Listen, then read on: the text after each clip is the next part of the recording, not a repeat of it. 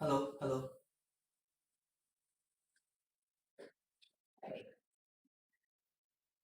All right, let's go.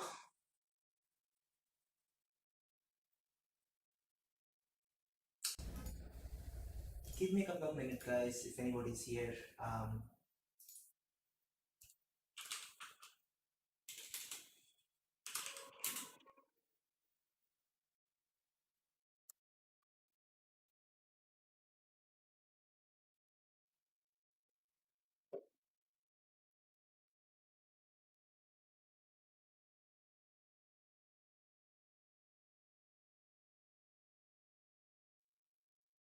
Need to set some things up.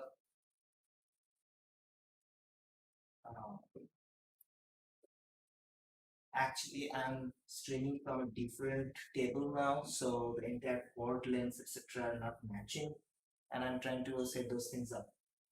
Should not take more than 2 3 minutes, so um, I'll just need like 2 minutes. Okay, okay, it's working. Let's check which. Okay, the basic post with the links.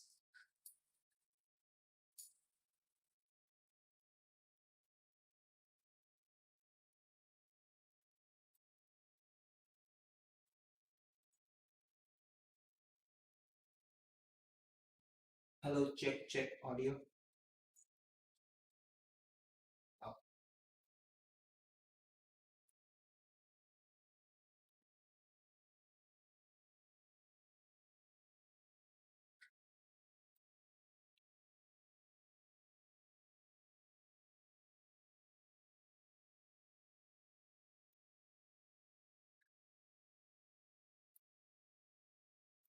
let's upgrade the Facebook post.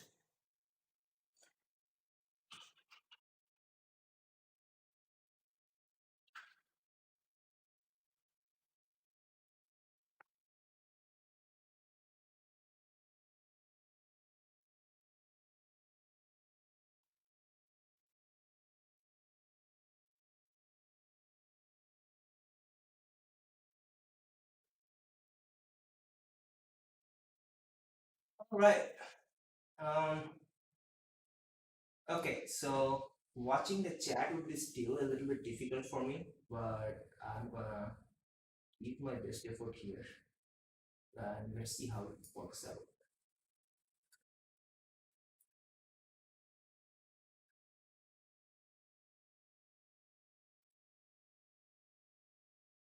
If anybody is watching right now and logged into Twitch or YouTube, please say hi in chat. I just need to see that whether it's visible for me.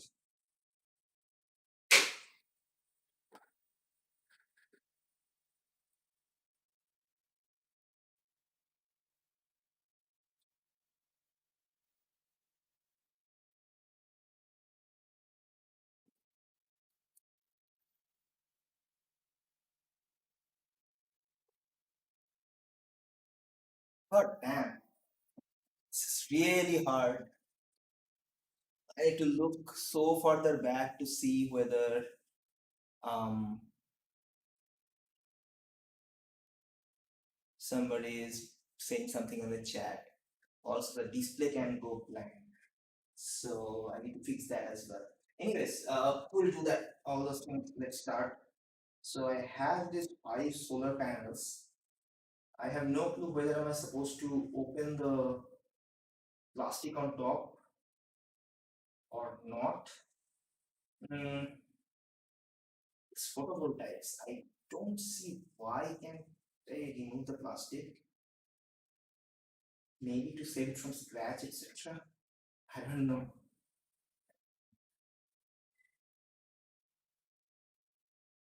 What? I'm gonna open the plastics. Let's start with the start of the stream with the EV.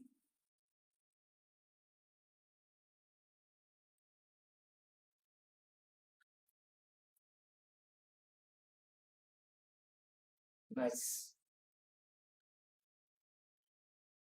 Okay. So I got my overhead camera working. Hopefully that makes the DIY stream a little bit more tolerable. It's less boring, less talking, and more watching what's actually going on. So hopefully that's good. My audio should also be not too loud, just good enough. Let me know in the chat if it is not. Um, okay, let's check those two and what they have. So they both have a lid on the back for plus and minus marked. That's good. Um, we can use this to solder our connection. Good.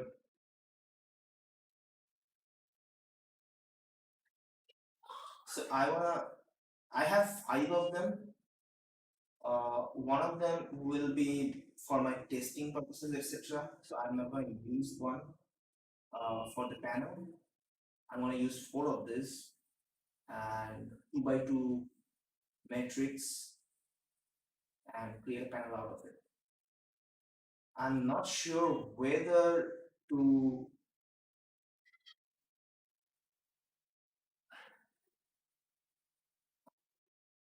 whether to um, put two of them in parallel, two of them in series, and have so these are 6 volts each.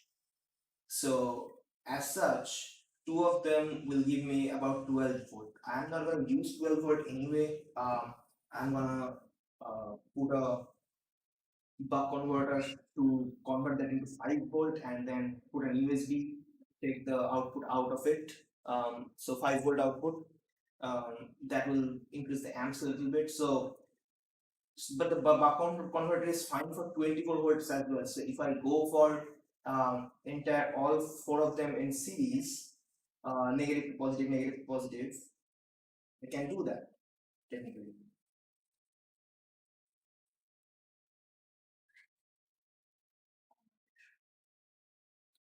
So that's what I'm saying. Let's keep one aside.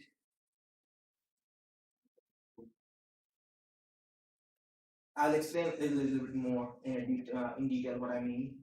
If you are not familiar with how parallel and series connection works, just give it a moment. I'll explain.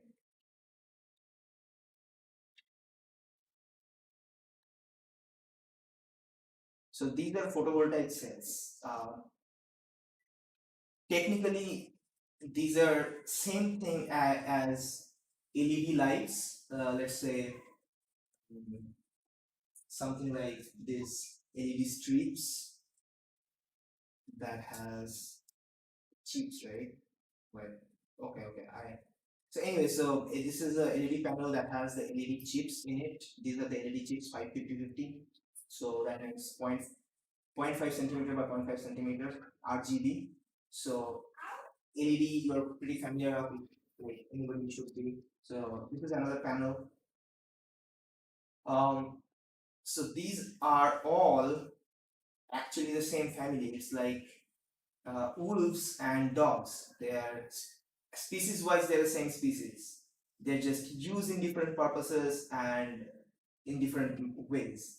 So these are all basically diodes. And I'm not going into the details of how a nonlinear relationship they have with voltage and current. What basically means is that they allow current to go in one direction, but does not allow current to go in different direction. Uh, so that's there is, and if you force to do either one of those two things, it gives it itself different kind of properties for itself, and sometimes that is giving out light.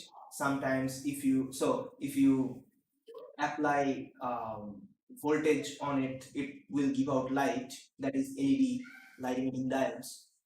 Sometimes it's if you apply light on it, it will create voltage differences between its ends. So which is these things. So they are all practically the same thing, but different breeds of dogs essentially. So you can do different things with them. The poodles that you have, the cute and cuddly ones, they don't draw sledge, but they're still dogs. So analogically this is the same thing. Anyway, so now that we have four cells, let's quickly check the voltage, if they're exerting any voltage or not. So now, right now I have this one face down, so it's not getting any light. So is this visible? Should be visible now. Yes, visible now. Yes, indeed. All right. So with that said, is it giving any light? I'm sorry, voltage? No, none, zero. But if I turn it around and test now, it should give some 1.89 volt, which is nothing because the light condition is here is not like daylight, so it's not much. But you can see that okay, now that it is getting some light, it is giving off some voltage, right? So and you can increase and decrease it. Let's say if I face it towards the light, the value should change a little bit, not much because the angle is not that high, but the value should change a little bit. 2 volt. Okay, yeah, 1.97. So 2 volts. So I just changed the angle a little bit, and that changed the voltage that it is giving. So if you face it up against the sun, it will create about 6 volt. So see that 6 volt is not careful, careful, careful. No. Okay. Take the big one. Oh, wait, wait, wait. Let me. Bye bye. Well, you're welcome. Okay, so where was I? So yeah, if you face it off against sun and it has sufficient amount of light, it will give up to 6 volt. I should check all of these ones. I have previously, but it's good practice to test them just in case I have one spare anyway, so I don't really mind. In case one of these are bad, not good enough, I can replace it with the other one. So let's do that.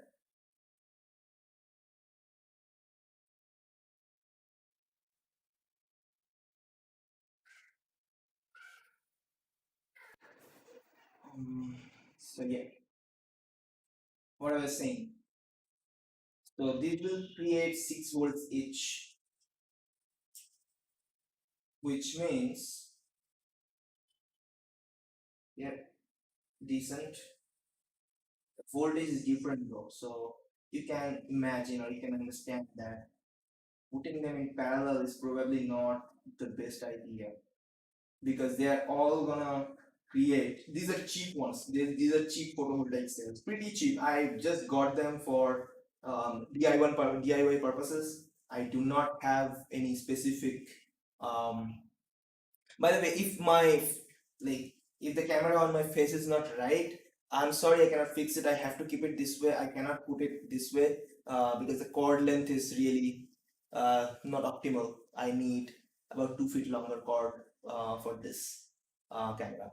Um, Anyways, I digress. So, point I was trying to make is that these are really cheap photovoltaic cells. I got them just for the DIY purposes. I need to get familiar with how they work, how much can I expect out of them, because the way they are marketed, there are always a lot of boundary conditions, and you cannot be sure. So the practical uh, testing is what I felt was necessary. So that's why I got with a pack of 5. Let me build one 2 by 2 solar cell, like solar panel out of it. I'll keep that in front of my window in the morning. Up to noon, it should get sufficient enough so like sun so that I can get like charge some batteries, etc. And I'll test and measure that how they are performing. And in that sense, hey Gautam, so the chat is really far away from me, so I basically am kind of flying blind here. I can see your chat, and because I know your username I can understand, but yeah, it's really far away from me. I'm on a different table today, if you can see. If you have any question though, please ask. I cannot really read but I'll go there and read up and answer your questions. What I was saying is that I got some cheap photovoltaic cells and I'm trying to create a 2 by 2 solar panel out of them. I just figured out that they are not all calibrated for same voltage output. Like this one gives 1.69, this one gives 1.5, 1.6, like 1.5 at the same out like light input. So basically that means that I cannot put them in parallel. They will feed each other, as in the voltage difference will feed back each other, and I will need better circuitry for avoiding that, which I don't want because that actually defies the purpose of them being cheap. So if I put them in series, however, that is not a problem anymore because series just means that they will create the voltage differences and one is not affected by the other. It's like a stepwise waterfall. If you create a waterfall in steps, let's say a staircase waterfall, then it doesn't matter if all the individual stairs are equal heights or not. Um, one will follow another, other will follow another, and if the distance difference is uh, more or less, it wouldn't matter. But if you put them in parallel, then they will, like, one will flow into other, then it will flow into other and flow into other depending on the height differences. I probably, that's really poor analogy, but I don't have anything better at this moment. So what with that? If you understand how voltage and current works, then you already got what I mean. If you don't, then hang on a bit. I will explain in a little bit more detail. So this one is really good. I probably should mark them in a way. This one is 2.15. This is really good. Same light input, no difference whatsoever. One is giving 1.5, one is giving 2 plus. So as in 2.1. So this is actually really funny. Okay. So now we can be pretty sure that yes, we need to create series connection, not parallel. I was thinking of creating parallel, like putting two in series and those two series in parallel along with themselves. But I figured it's just better to go with entirety of series connection. This one gives 2.23. Holy shit! These are like, okay. Let me arrange them in by order. Okay, so these four are in now descending order. This one is 2.2 plus 2.1, 1.7, 1.8, 1.5, 1.6. All right, cool. So, and this is not the light that it will be getting. It will be getting a lot more. But however, that means that even with smaller amount of light, that means even at when the sun is not directly falling on it, which is the kind of light that it is getting right now, it will still generate more than um, 6 7 volts. So more than 7 volts is fine because now I have a buck converter that will convert that into 5 volt and give me the output. The current will be less, but the voltage will be static. Voltage will be same. If it was overall less than or around 5 volt, then the buck converter wouldn't work and it wouldn't work. But and if it was put in parallel, that means that when there is less light, it will actually go below 5 volt. Each one of the two panels, like if I had paper and pen, do I have a pen? Do I have a pen? I have some pens. Okay, wait. So what I'm doing here is that, let's say this is one cell, this is one cell, this is another one, this is another one.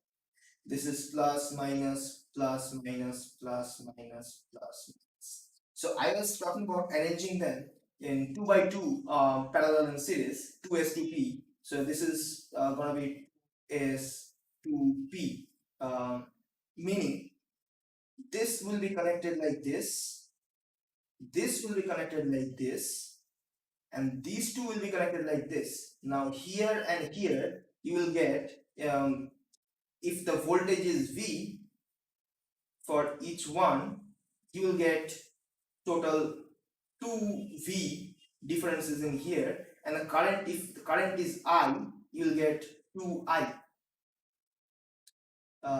Right? So because I through here, I through here, so 2I in here and here, the difference, this is a minus, this becomes an overall plus, and the voltage becomes 2V because 1, 2, even though here's what I need to mention here.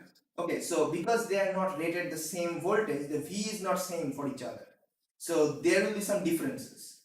And because of that difference, they will feed each other off depending on if the voltage is less V1 and V2. If V1 is less, V2 is high, then this thing will feed voltage to this one, and like they will create an internal circuit, closed circuit, and you will not get the output outside, and this is kind of a short circuit. So this is bad idea. This is not good thing to create. So that's why I am dropping the idea of parallel. And another point that I was going to make is 2V. If the V drops during, if the light goes below some threshold, and so at max I can get 12 volt, because V is 6, rated to be 6 for individual cells. So 6 plus 6 is 12. From 12 I can convert it down to 5 volt with a buck converter, and then take a USB output. But if the voltage goes below, and as you can see right now they're giving 2 volts, so 2 plus 2, even the best case scenario, they'll give, it will become 12 volt will become 4 volt when there's less light. So I cannot convert 4 volt into 5 volt because buck converter does not, it can only take the voltage down, not up. It get the voltage down but increases the current, and by that measure keeps the entire power output the same. Almost like 90s, like one model that I'm gonna use is gonna 97% efficient, so it's like pretty much same to same. Whatever you give, you get pretty much 97% of that. So anyway, so point is, if it goes to 4 volt, now I can't convert that to 5 volt anymore. But if I put all of them in series, so basically that's this, what I mean is like this becomes plus, this become minus, it's the same thing, same orientation. So now I get, it's the V, I get, so this is 4S configuration, and here I get 4V as the net power output. So 4V here would be around 24 volt at max capacity, but when the power, as in the light, is below some certain level, it will actually go down. And even at a very nominal, as in this is when the light is not falling directly on the cell, but it's still daytime, that's kind of light, it will still be around, according to my measure, it's almost like 7 to 8 volt. So 7 to 8 volt, you can still convert that to 5 volt. If the power is not that high, you will get, let's say 100 milliamps, but still it's, you're getting some output out of it. So that's good. So I'm gonna create a 4S configuration with them, even though they will be sorted in 2 by 2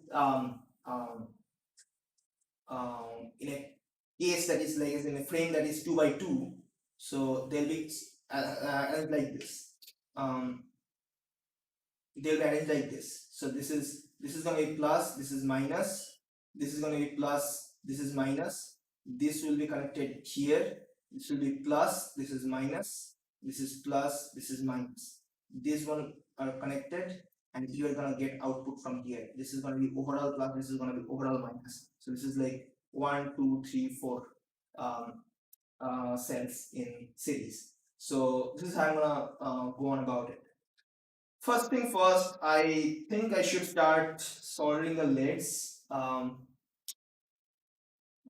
Let's turn on the soldering iron. Alright, I think this is fucking done for. Anyways, I can use the acid still. So let's get started with this. What else do I need?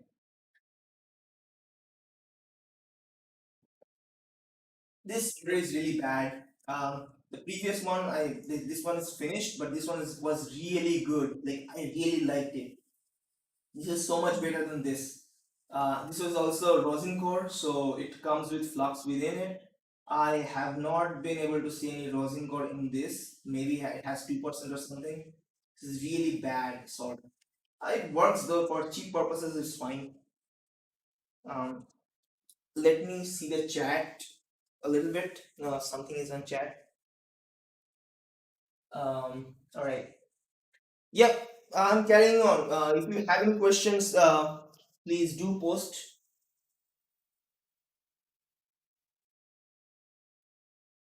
I'm gonna also talk about, like, if you want to hear me talk about ESP32 as in IoT devices. By the way, before I go all in about that, today I made like in the morning I made this module. Um, why did my video feed go off? Is it back? Yeah. So this morning I made this module. This is a 3D printed case of this for this battery. This is an old mobile battery. This is more than 8 to 9 years old. This battery. It was so much puffy that I couldn't keep it in the mobile case, so I had to get it out. I had another one of this exact same thing, and I actually threw it out, considering it is bad. But actually, it wasn't. I just needed to force charge it outside of the cell, outside of the mobile. I force charged it. Actually, the puffiness is gone. Like you can see that you cannot tell that it was puffy. It's actually like it measures the exact same way as a new battery and is giving me exact same power ratings and everything. It's so much better. This is gonna. What, dude? Come on. This is something that's just I'm spending more time on. That's it. That's nothing.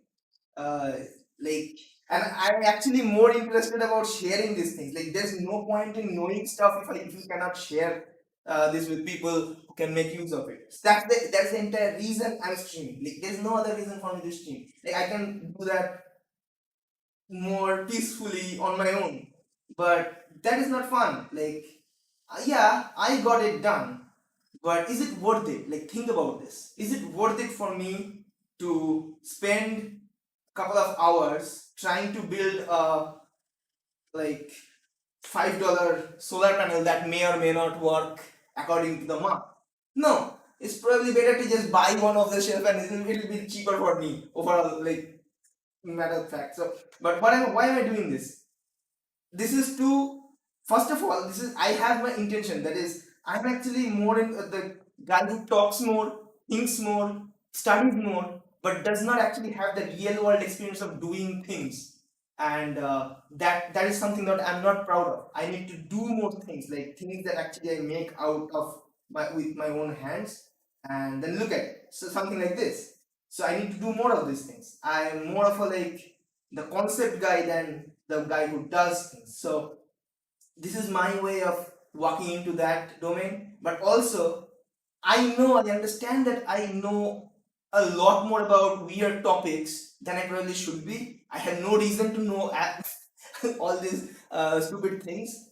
But now that I do know all those stupid things, for some other people, for somebody else, this might not be stupid. For they probably it's their domain or something like that, and they can be benefited from it. In that case, that's why I'm sharing this. Anyway, so point is, this is this module is a very small but very interesting module. So what it does, if you apply 5 volt with, as in apply 5 volt, as in if you give a micro USB charging here, this chip converts that into 4.1, 4.2 volt and charges the battery through it.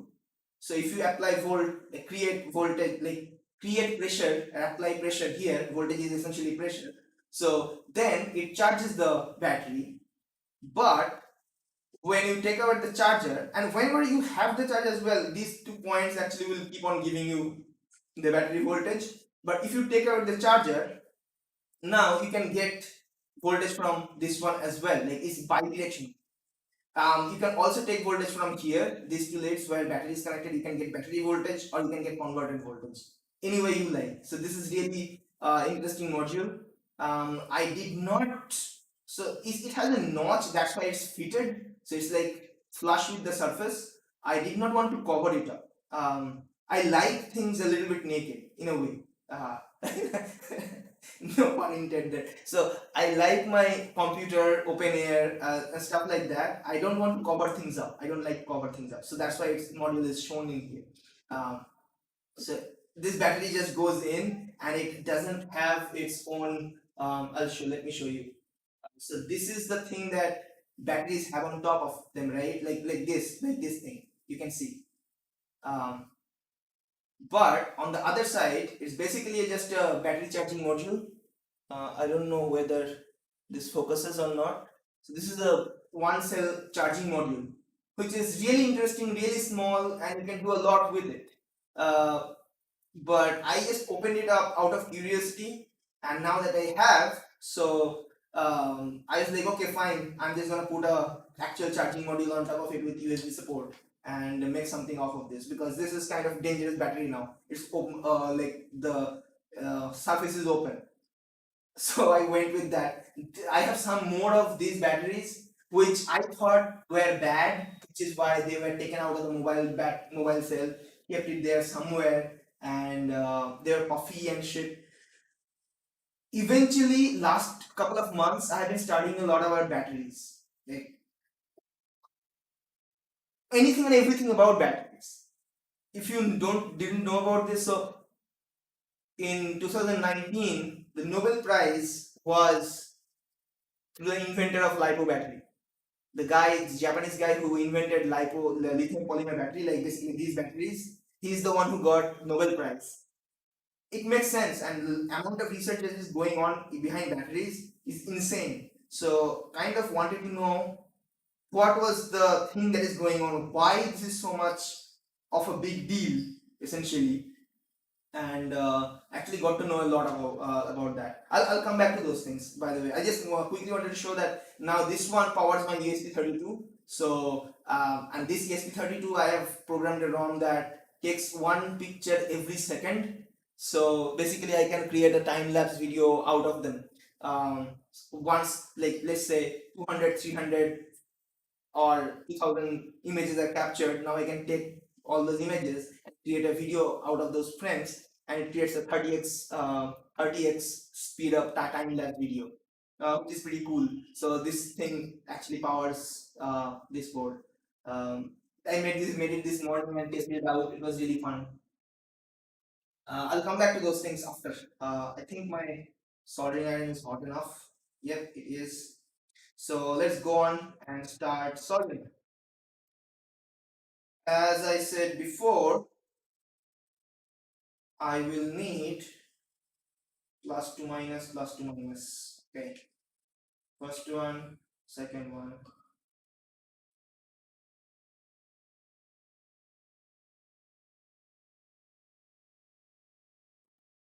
Can I solder them without hardening this thing? I don't think so. I think if I try to solder it here, the plastic might be suffering some damage.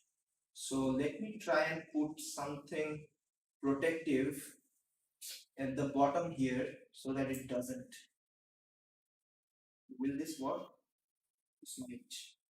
Alright, I need to cut this into something smaller piece.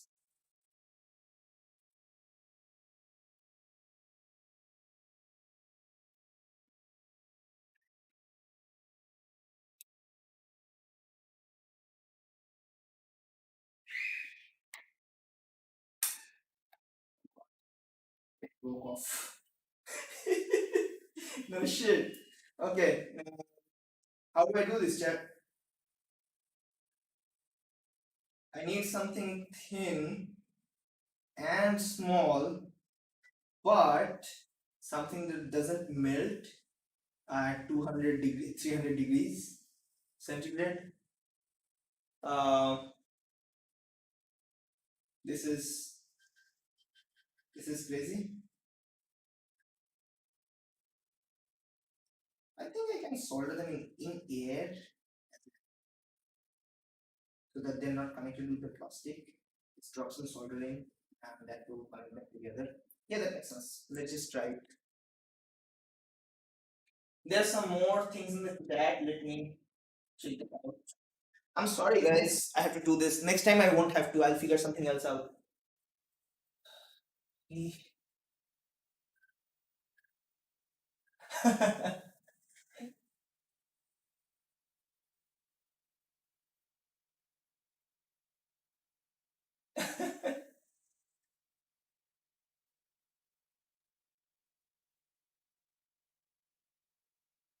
Oh, damn it. I have Captain Tape. Where's my Captain Tape? Fuck my life. Yeah, I have Captain Tape. Wait. Yeah. By the way, yeah, the inventor of LiPo battery is he's a pretty old guy. He's a dinosaur, but he's a really good dinosaur. Love him. Nice guy.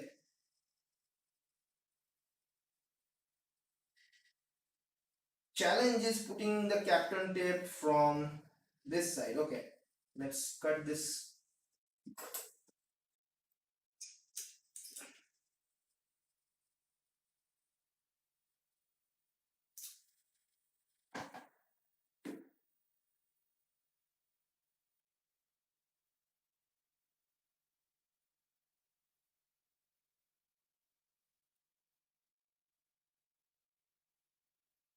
Okay.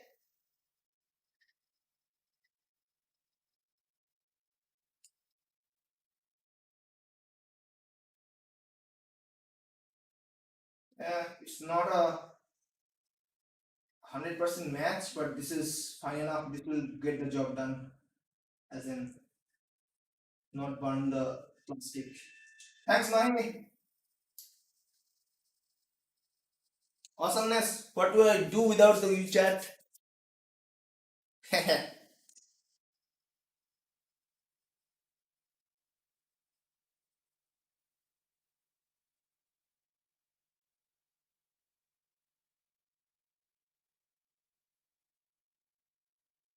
Nice, done.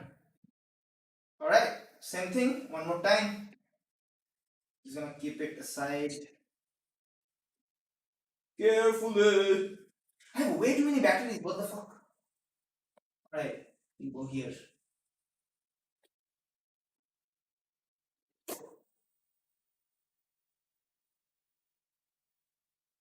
Hmm. So this is the negative fluid coming out. Okay. Positive, negative, positive, negative, goes to positive, negative, positive. Got it. Easy. First, let's put it up on here. Actually, the Captain Tape was not really necessary, but it's better to be safe than sorry. I wouldn't want to ruin the modules.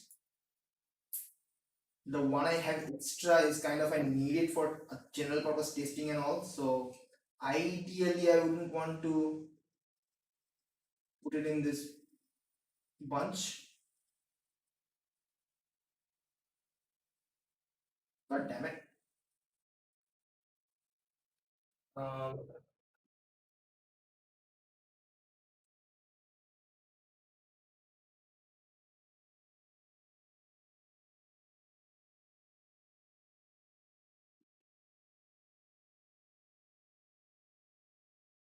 yeah, sorry about that, guys. Um, so it's okay.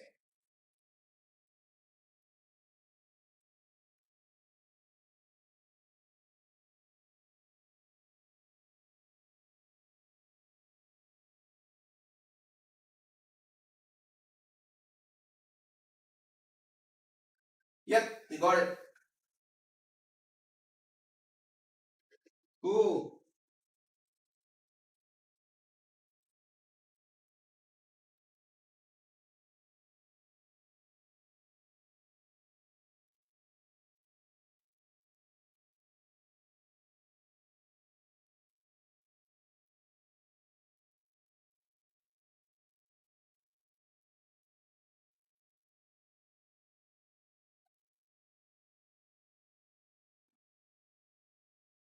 Wait.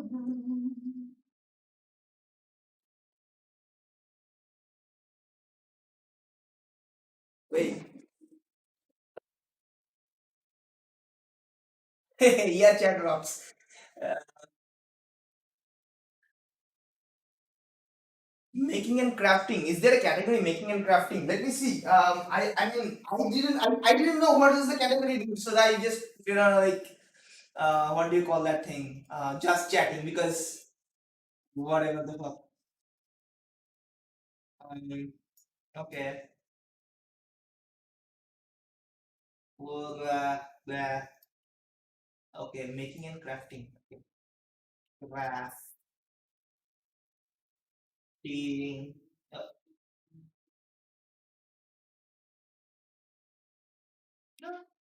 Making. Oh, maker and crafter. There's something called maker and crafter. Makers and crafting. Okay, cool, cool, cool. Is there a game? Look like a game though. I don't really know. Okay, let's see whatever is there.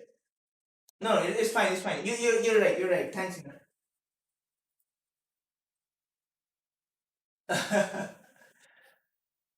Okay,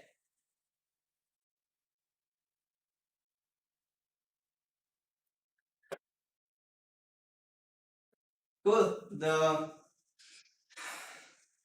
what do you call categories updated now? I think I need a cellophane tape to put it up here to hold them together, right? I don't want them to like slip off and the solder to go off. I have it here. It's um cool.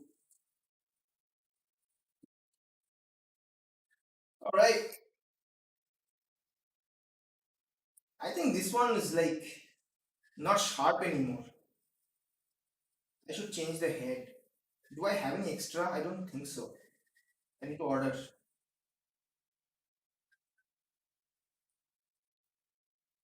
This is so stupid. I need to just go over there to check chat. Hey, this is good enough. This is bad.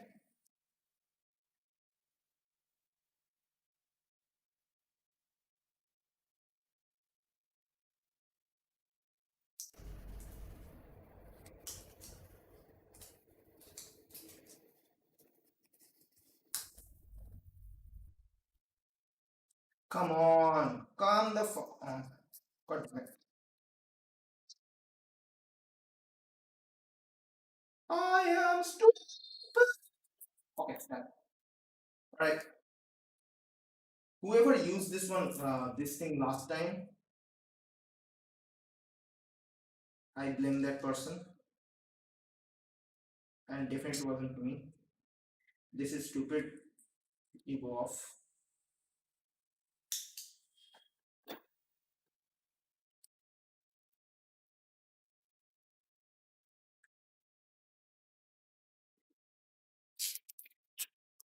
So let's put a tape on them.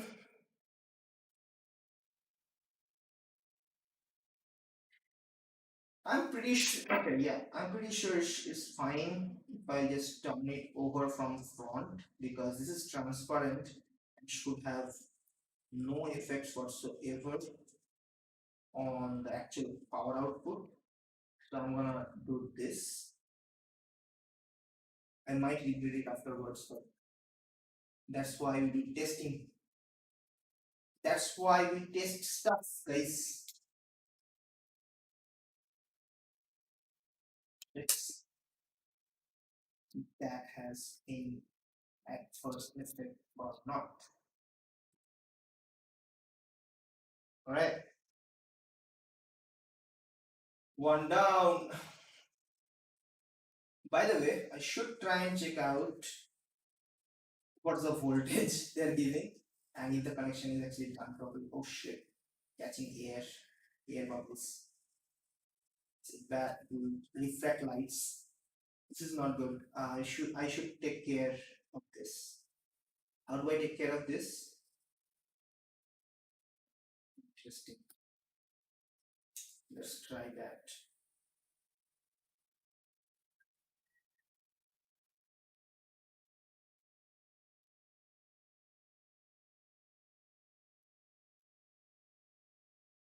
No, it's not easy, and I don't want to ruin or damage the cell, so I'm not gonna do anything about it.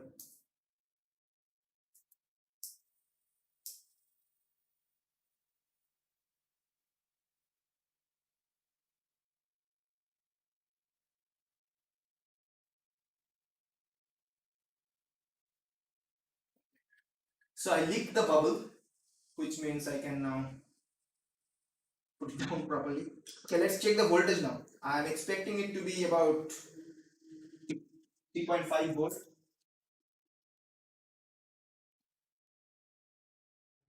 Okay,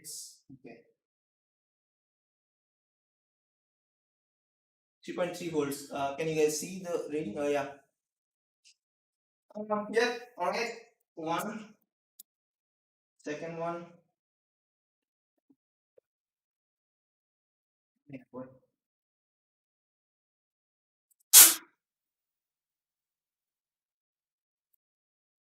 Let's be a little bit gentle, more careful.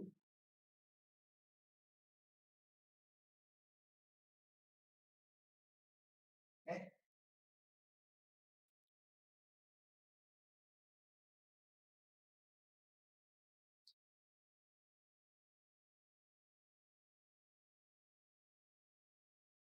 Yep.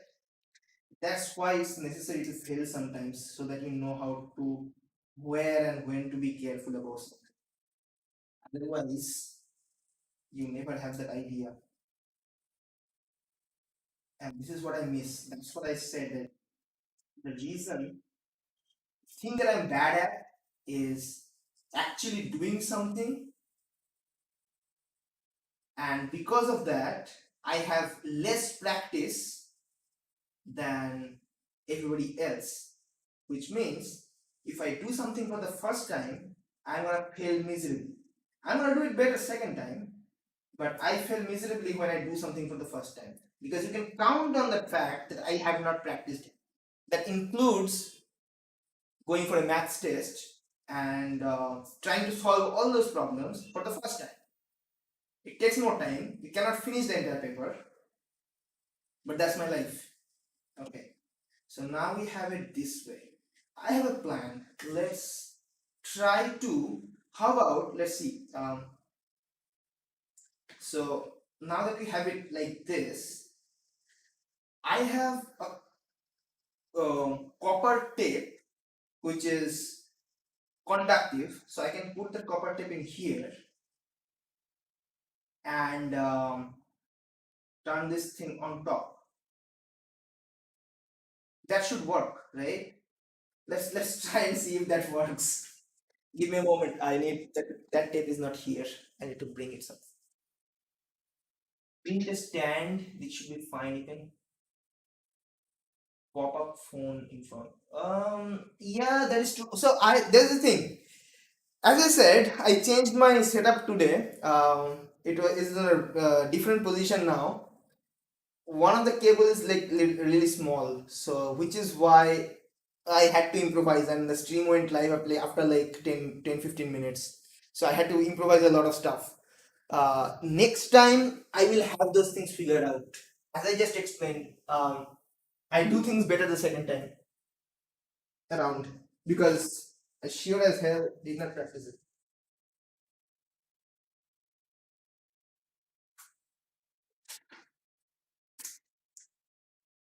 All right, found it.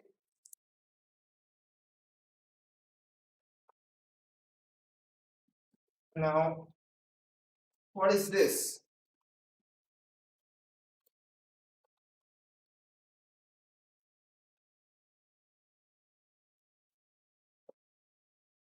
This is some sick ass. It's like a cellophane tape, but made with copper. Oh shit!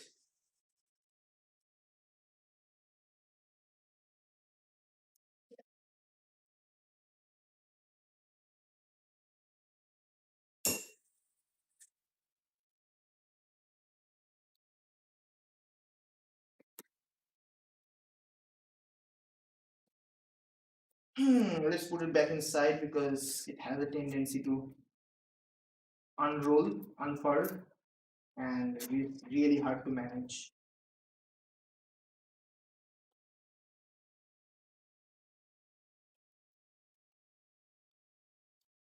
It's actually really cool. Like I like it. Like, this is not nothing special, nothing really weird or anything, but I love it because how useful it is. So this is made of copper. I don't know whether it comes off or not. On the other side, there's a normal paper. On the bottom side of the copper has adhesive. So the bottom side is non-conductive, but the top side is conductive, right? So if we just go on about this like this, and yep, this much is good enough. I'll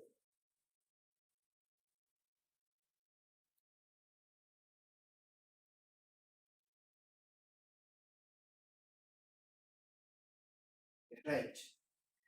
Now I think I need some Kapton tape here to put it below first, on top of which I'll put the copper tape, and on top of that I will roll up the lids and connect them. Okay,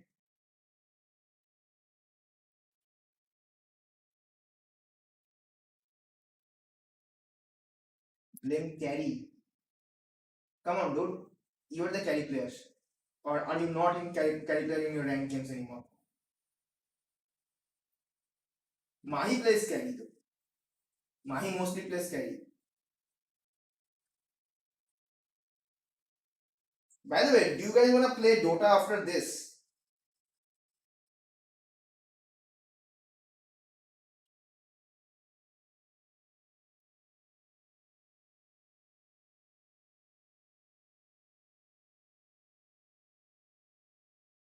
Gotham is out of our league, so basically, are you ancient or did you reach divine? By the way, Gotham, did you reach divine? Did you grind after?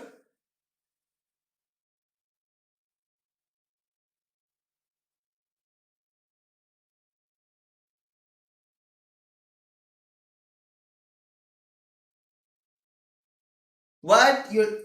How did you go down? You just don't give a shit anymore, right? I think so. I think you just don't give a shit anymore about Dota.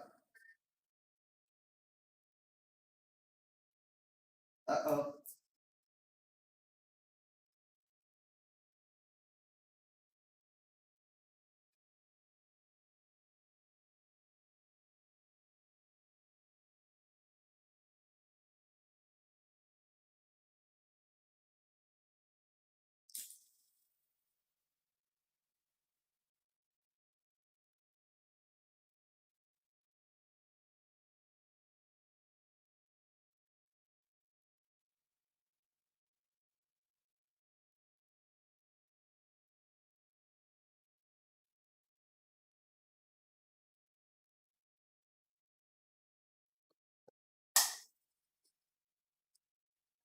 alright.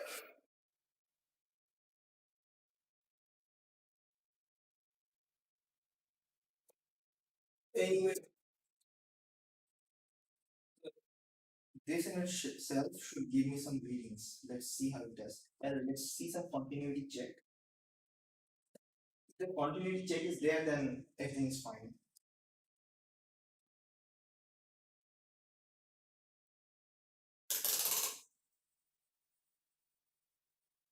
This delay.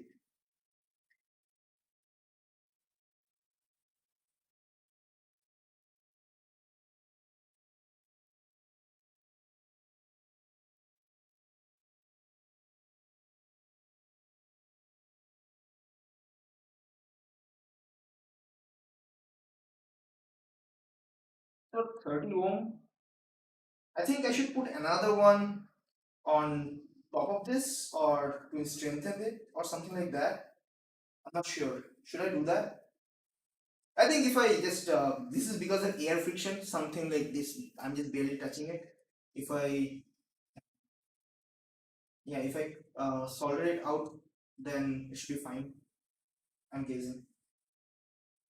Let's see how it goes.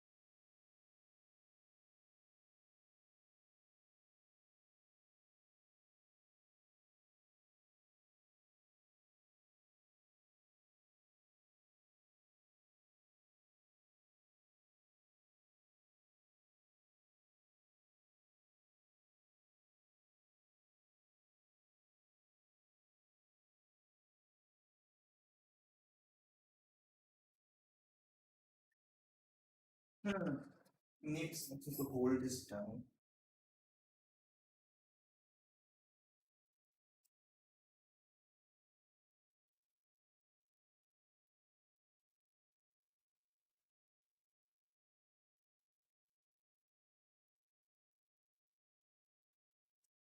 Right, done. Let's see if the continuity, the resistance changes a little bit or not. Yeah, 10 on. This is good. Like this is fairly good. I don't give a shit anymore. This is okay. With that done, now let's do an end-to-end test. Yeah, I need to roll this thing up as well. I think I do that first. I'm pretty sure.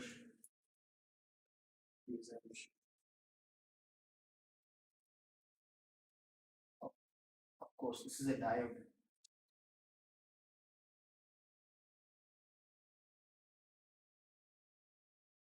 Okay, there's no light.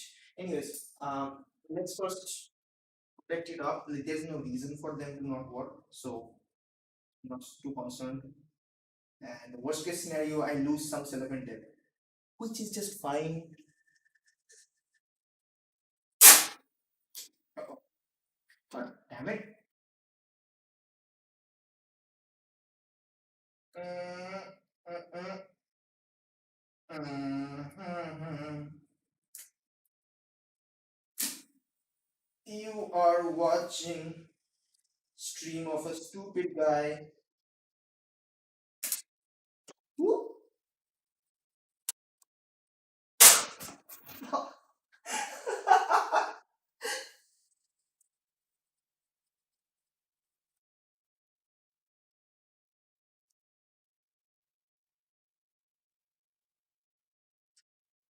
Okay, here.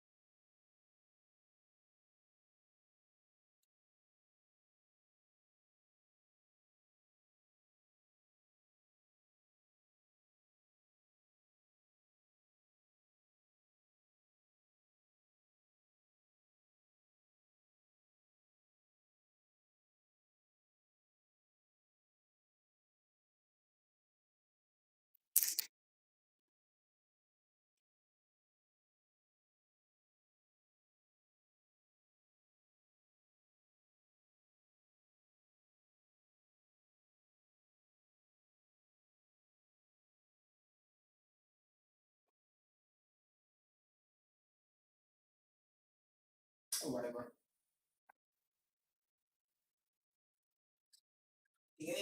Turn off my solder. Served its purpose. I don't need to solve anything else right now. Right. Moment of truth. I should get about 7 volt. If 7 volt,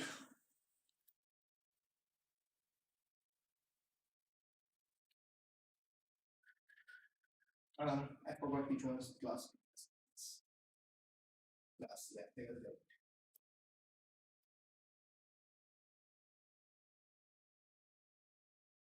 Oh shit. Yeah, I'm getting distracted. Really stupid. 7.1. Right. With this light condition, if it gives me 7 volt, I am happy with it. This is fine. The video feed was off. Anyways, the actual thing feed was correct. So I'll just go read the chat and for a little bit. It was a fake face. Voice is gone. So the thing is, the camera that I'm using is for the face cam. There is a Nikon P1000. That stupid thing is not like, it's kind of a generation shift between the cameras that are decent enough for as to be used as a webcam or not. So it doesn't have hardware support for being used as a webcam, but I'm kind of using some jaggery pockery to make it work, and it actually is working as a normal camera, right? So which is why at some certain point it just detects like no activity and it just goes off. I think there is half an hour delay. Like after half an hour, it does that. I'm sorry about that. If you missed the last bit. So I think, but still you could watch that. I'm getting the rating of like 7 volt. So now what I need to do is that connect a buck converter with it and try to attach some load and see what I'm getting. Um, I'm not sure whether I was intending to create a frame of for this as well. So let me show you what I mean. Um,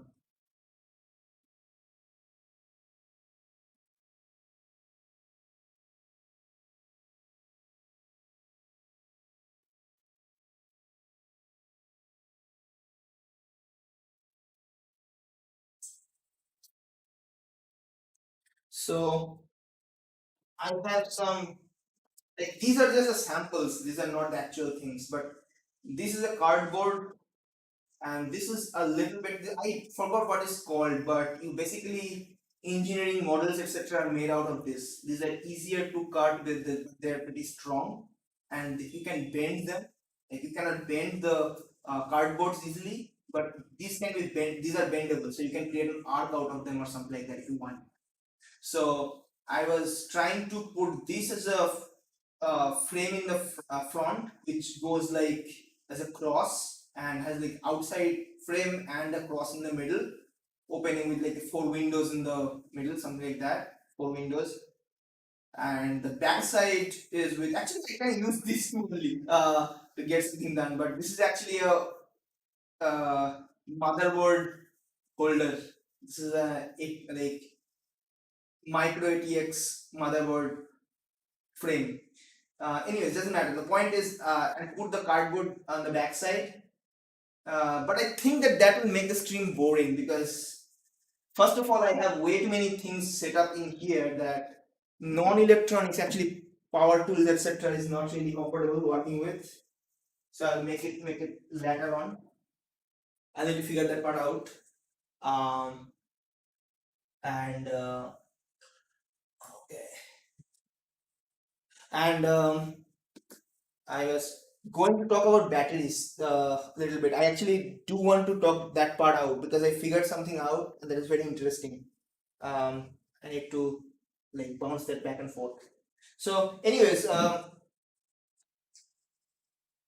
if I connect this with So this is a mini 360 buck converter. I'm planning to use this, not this one, as in this one I'm using for something, but I have a couple of them. So use this thing to take the, this has up to 24 volts easy, actually 28 volts. So it can take the output from this and convert it to, like, I'll set it to 5 volt out and put an USB interface on top of it. I'll post when that is done. Probably I'll do it on the in the night, like during this night tonight, and be done by tomorrow morning. So that's what I want to do. Uh, However, I'm also very much willing to talk about the thing that I found out with LiPo batteries. So for the moment, let's keep it aside for a bit and talk. So how about this?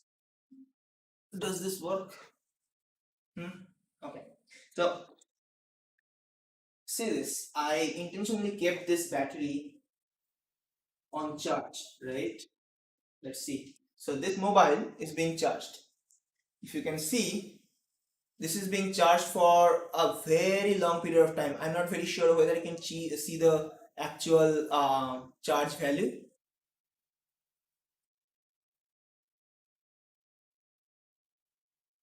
You should be able to see it here. No? So it shows 98%. Anyways, so the point here is it shows 98%. That means it's fully charged, right? It should be. Now let's take this battery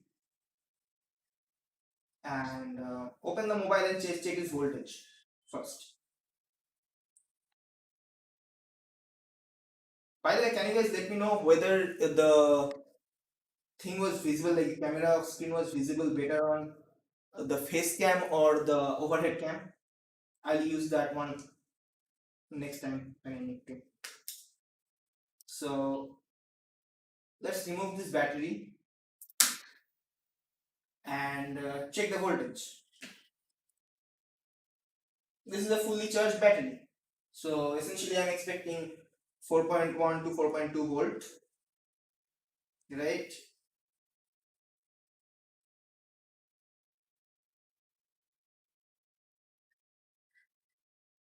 So 4.19 volt.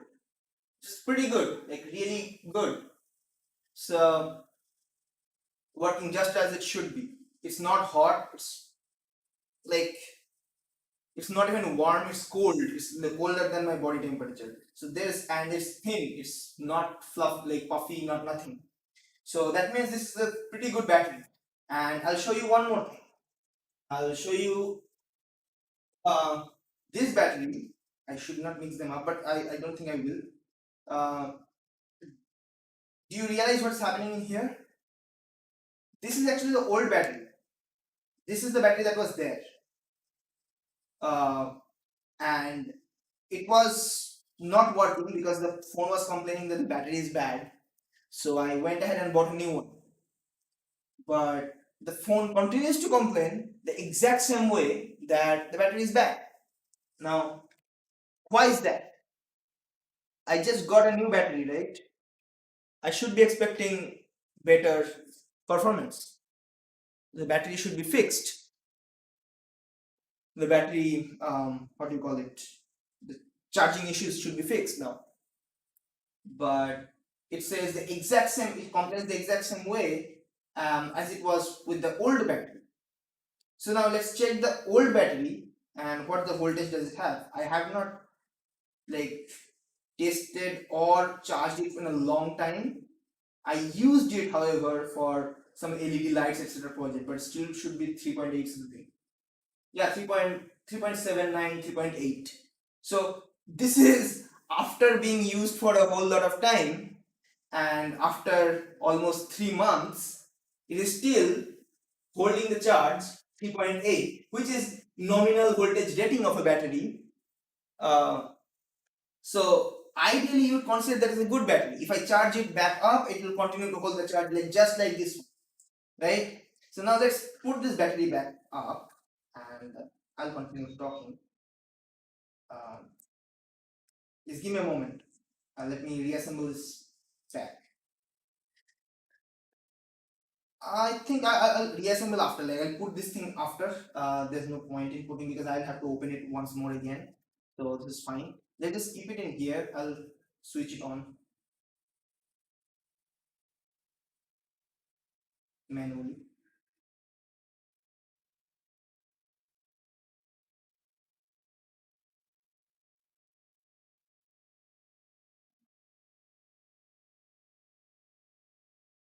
Okay.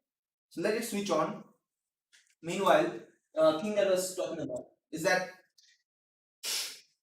now it will start complaining that this mobile, which is almost 4 years old now. So when I got the OnePlus phone, I swapped it out. So I uh, like stopped using this one and started using the OnePlus and moved on. Even though that this phone was not bad in any sense, it was showing the signs of end of life.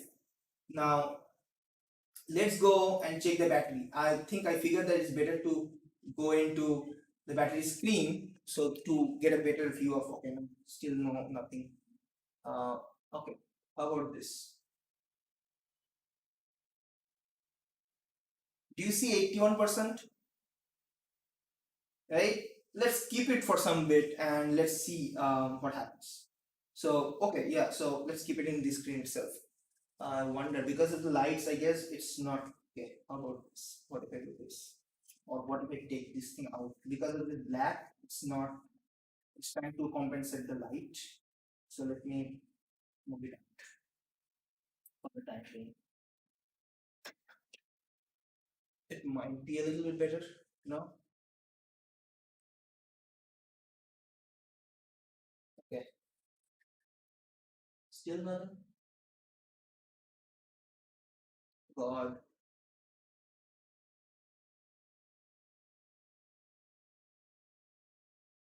I need to figure out this how this light works. Anyways, the point I was trying to make. So if I check the battery voltage again, it will report me the exact same voltage. But the mobile seems to think that it is 81%. If I keep it on like this, right? After a while, if you check it, it will say that now it's 70%. Then it will say it's 50%. And after a while, it will say that okay, no, I don't have battery left, it's 5%. Gone, done. What is happening in here? After this is one example, I have a lot more batteries, a lot more tests that I have done with this. Eventually, what seems to be happening in here, okay, let me use another paper and put things down here. So, what's happening in here, you know that LiPo batteries has a range of from 2.8 to 4.2. This is kind of a nominal operating range. Like 2.8 is not nominal, let's say 3 volt is kind of uh, the min. You should not go below that, but it's actually fine to go up to 2.8. Oh shit, you can't see this thing either.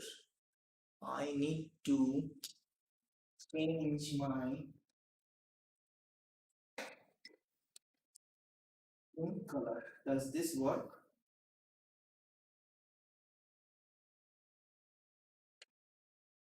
This is better. Okay, cool. So let's say this is what it is.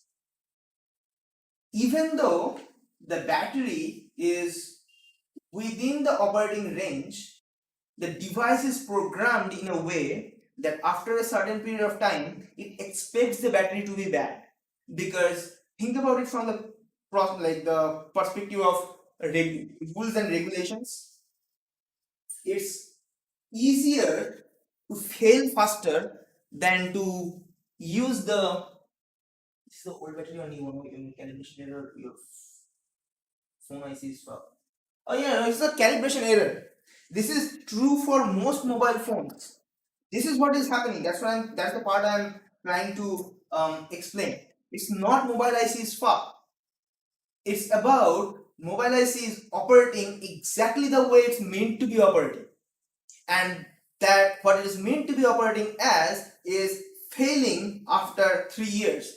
Once it detects that it's more than 3 years, like up to 3 years point, it has a nominal gradual decline, but the moment it reaches about 3 years time, it kind of declares out of life, and then just nosedives into nothingness. Like, I cannot work. I won't allow you to work with this device anymore.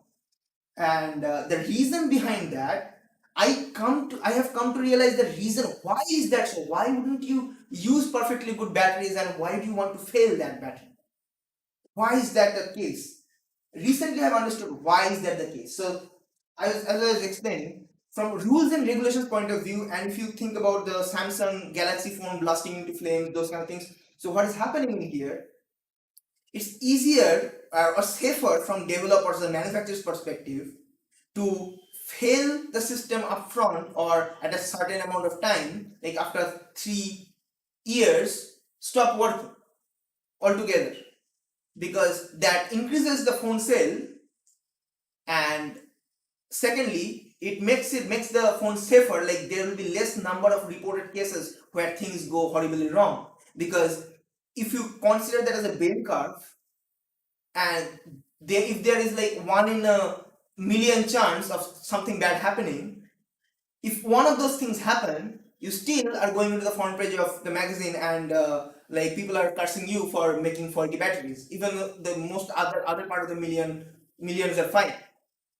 So, but instead, if you start failing the battery before that kind of things can happen, then you don't, and you're making more sales. Why wouldn't you take that approach?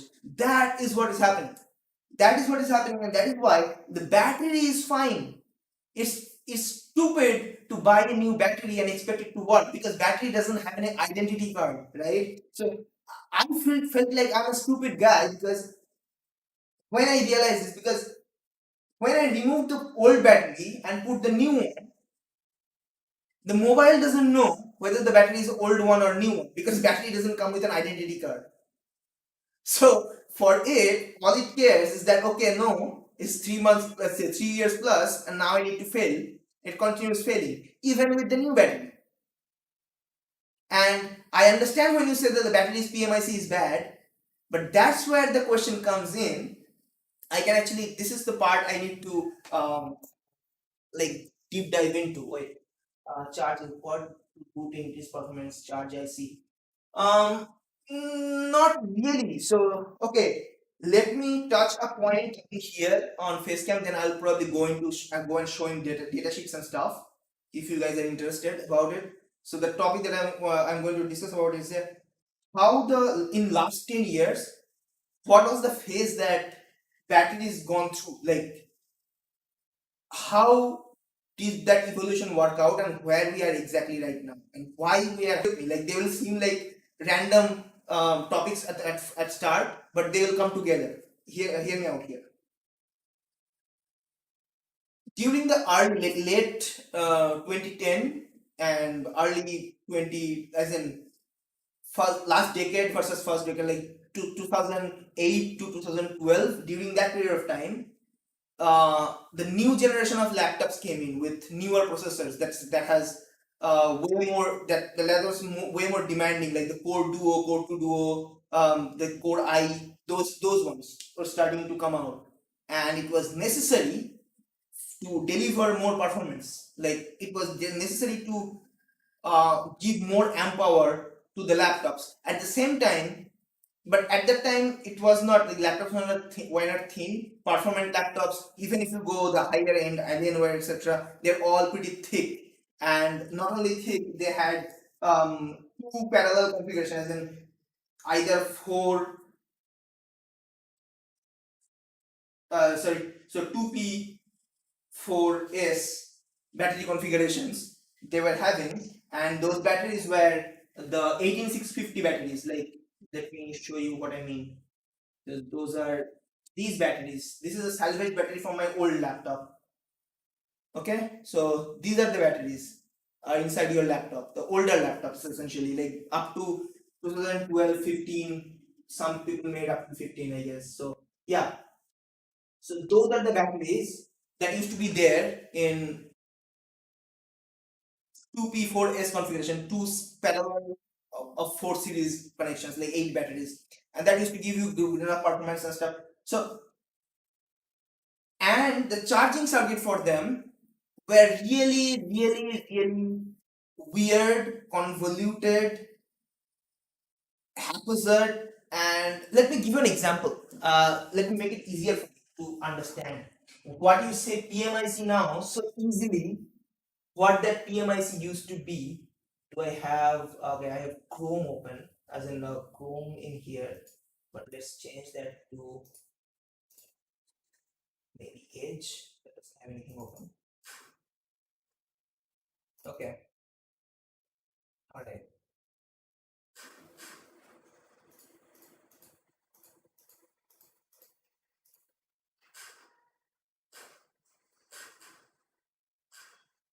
Give me a moment. Finding stuff out. Okay, right. Cool. Change the source. Uh, okay. Can you see it? Can you see this? Let me zoom it a little bit so that you can see it. So this is the battery charging circuit of the laptop that I was talking about, from which I salvaged the battery, right? So this is the power circuitry. How convoluted do you think that is? Nowadays, the entire thing is happening. This is not actually the end of it. This is the switching on sequence. This is the battery circuit. This is actually the voltage rails breaking out of this. So this is how convoluted it is. It used to be. Okay, I'm not going to go and explain the details like what is happening in here. Just understand that voltage is coming in, battery is being charged in here, and the power is going out to for the computer electronics to work. And this circuit, this MOSFETs with diode, this is like PMOS. These are actually making sure that the voltage doesn't go the other way around, like as in when the power is cut but you have the charger plugged in, the battery doesn't feed voltage to the V in, and all this kind of stuff. So all those things that we kind of take nowadays for granted, those things had to be manually done, which had a like good side, which had a bad side. The good thing about that was it needed really competent people to actually get this thing done. Like a stupid guy couldn't get this thing done working. They will have things that will blow up in flames. So you need relatively smart guys, smart electronics engineers to design things like that and to make it work.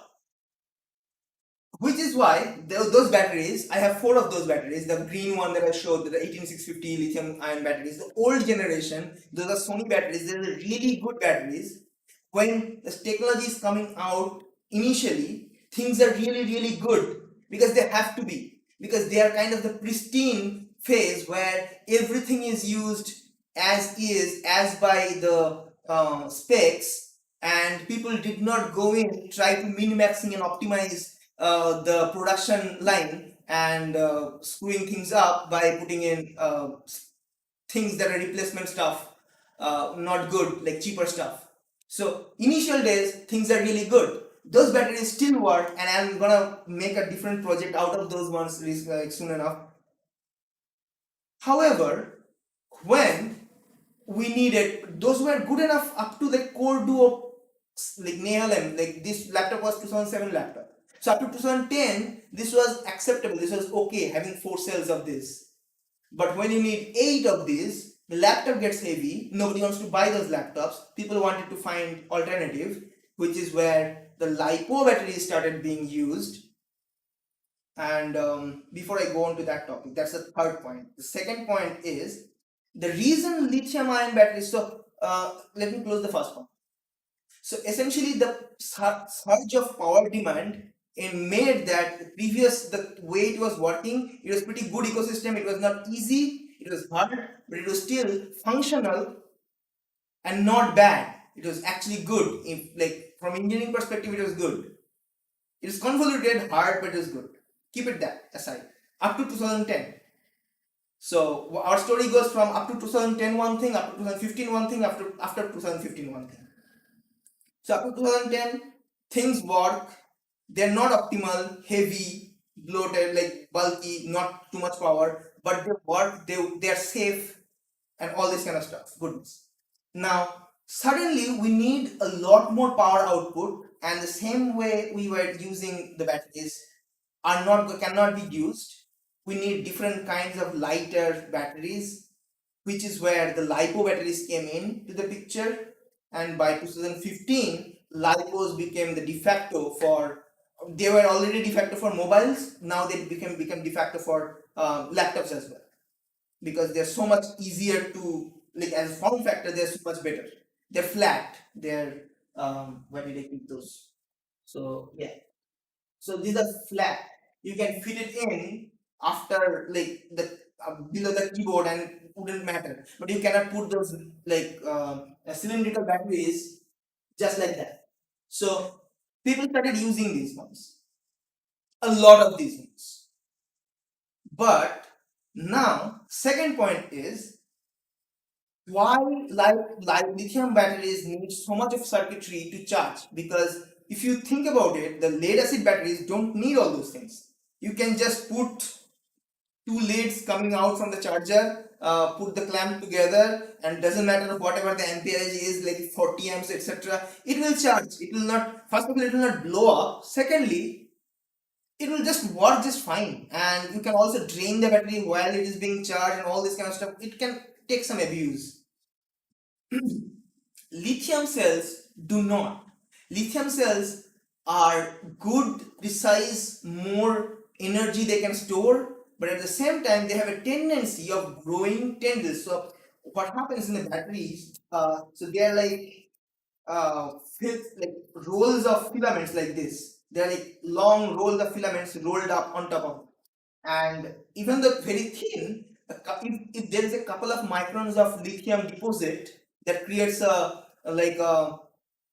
needle which directly touches the opposite um, what do you call it, the electrode, that creates a dead short circuit. And that happens when you drain the battery too fast, or charge the battery too fast, or it is not within a certain voltage range. Which is why if you look up battery charging voltage for lithium ion or lithium polymer batteries, they have a very weird charging cycles. That is, it goes like this for a bit at 2.8 volt, then it ramps up the voltage up to 4, 4.1, 4.2. Then the voltage goes up above like this, a little bit like weird curve, and the current goes like this. So voltage, it holds at 2.25 max, and the current goes down, and this part is called the trickle charging phase. So it has to be that way. If it goes anything differently than that, if it does not follow these, like, rules and guidelines with the differences in cells, then it is really performant. At the same time, it can also go really horribly wrong. And because of that, and with early technologies and stuff, we could not control that as well. We were overly cautious about how to use this battery, how to create the charging circuits for them. And one of those side effects were creating overly cautious circuits. And sometimes that overly cautious circuit, as I explained before, creates a win-win situation. If my phone, I like bring it out, and this is 2015, if I bring out a phone that has pretty good specs and is winning all the like online comparison charts, etc., then people will buy that device, right? So you sold those devices. Now 3 years after, you know that it's supposed to fail. But it doesn't matter. By 3 years after, you came up with third generation of that device again, and it's again winning the competition, winning the comparison, all the benchmarks, etc. And people again going and buying this because the previous phone doesn't work anymore, and nobody's actually willing to look into why this is not working anymore. They're throwing out the battery, cursing the battery. The battery is not at fault. Battery is fine. It actually thing is those batteries that I'm showing you, all of them, all of them are more than 8 years old. And I have done, like, before going on in there and make a fool out of myself, I have done decent enough testing that I'm pretty sure that those batteries are just fine, working just fine. I will make more videos and like more DIY projects with those to like uh, take that point home. But let's see how much battery do we have. 59%. Haha. So yeah. So without just by doing nothing, the battery keeps on going down because, as you can understand, instead of using that 2.8 to 4.2 volt range, it starts using it under a very, like, I just want to use from 4 volt to 4.2 volt range. And if it like doesn't fall below that range, I'm going to declare that I cannot use this battery. This battery is bad. So something of that same thing will happen here. So the batteries are fine, the phones are bad, but you cannot do nothing about this because, okay, let me show another thing. Let me show a phone circuit. Where did I keep it? Okay, yeah. All right.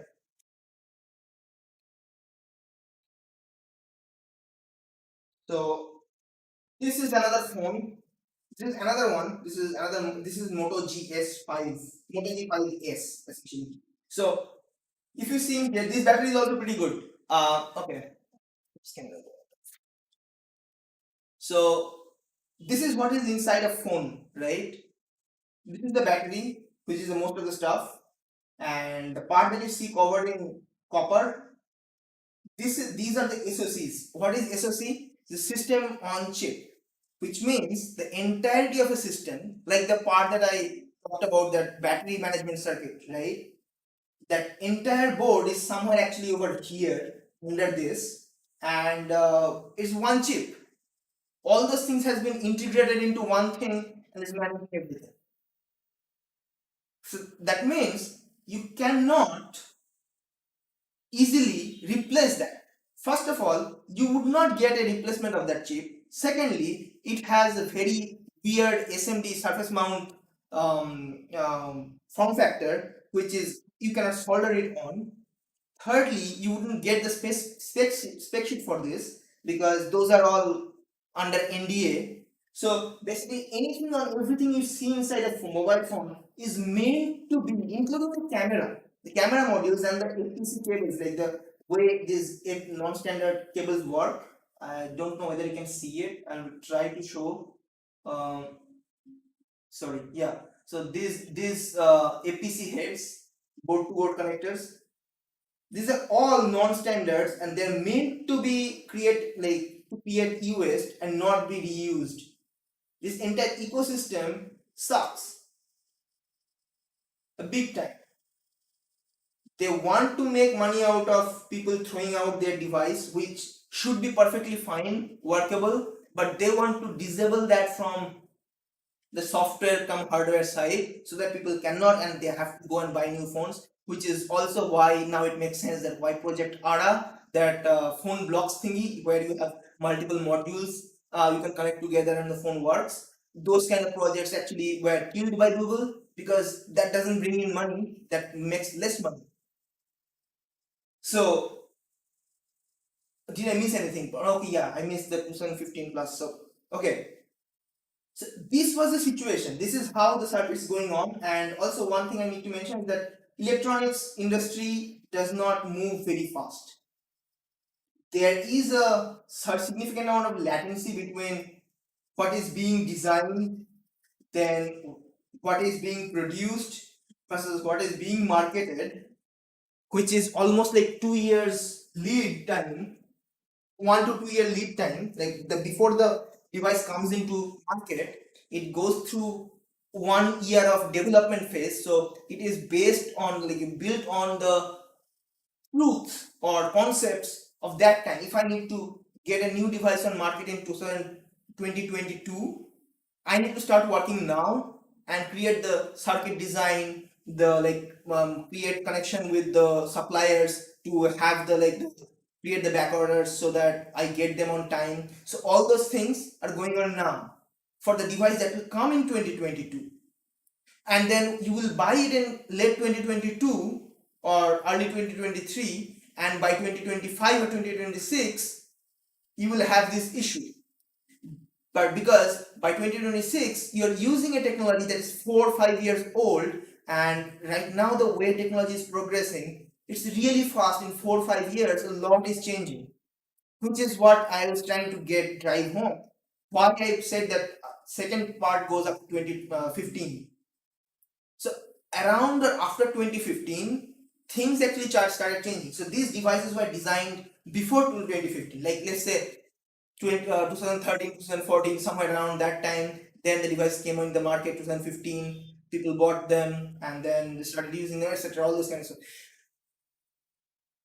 After 2015, both the batteries and their charging circuits got upgraded, because that's how the TikTok model works. First, we have a very pristine, good solution, but it's convoluted and not cheap kind of stuff. Then people start trying to make it cheap by replacing it with smaller, easier, and not so performant parts. Similar issue that Nvidia's graphic cards face, like instead of using MLCCs, some people use POSCAP, the different kind of capacitors, and that failed the power delivery, that kind of thing. Some people will try to, like, reduce the costing in order to make margin, and then those things will be the worst of the lot, worst of all, because they're cheaper by manufacturing standard and cheaper in performance as well.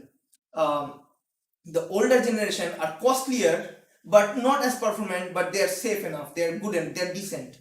And then after this, when you go through this phase, after that people understand the pain point and optimize those specific pain points and come up with the new generation where it is cheaper, because they focused on the part that continues to be cheap, but the part that are costlier, they don't try to make it cheaper, they just try to improve upon it so that it becomes safer and better alternative. So overall it becomes a lot cheaper and safer, which is has what has happened in last couple of years, last 3 4 years. Nowadays you will see almost all laptops come up with the lithium polymer batteries, so they're all pretty much thin, because the charging circuits, etc. all has changed. And now if you buy the new generation of phones, they probably are not likely, at least they don't have any reason to automatically fail after a certain period of time, after a couple of years. However, as I've mentioned previously, it's beneficial for the vendors, for the manufacturers, to fail the devices in order to create the demand for to sell new devices. So you can still probably continue to see that thing happen. Then what can you do about it? Like, then what do you do with the perfectly good devices that doesn't work anymore? So now I probably mentioned all that I needed to, like, make a point statement why the battery industry is the way it is and why phone charges go bad. And now the part that I'm gonna, like, if you have any questions, go post that, ask me that. I'll explain those parts. Something that is not clear to you. But can you get the other mobile? Yes, you can get the other mobile. Although it's already it's already showing 50 something percent, like 60% charge or something like that. Okay, it was 98%. And then I started explaining this. It's exactly this thing.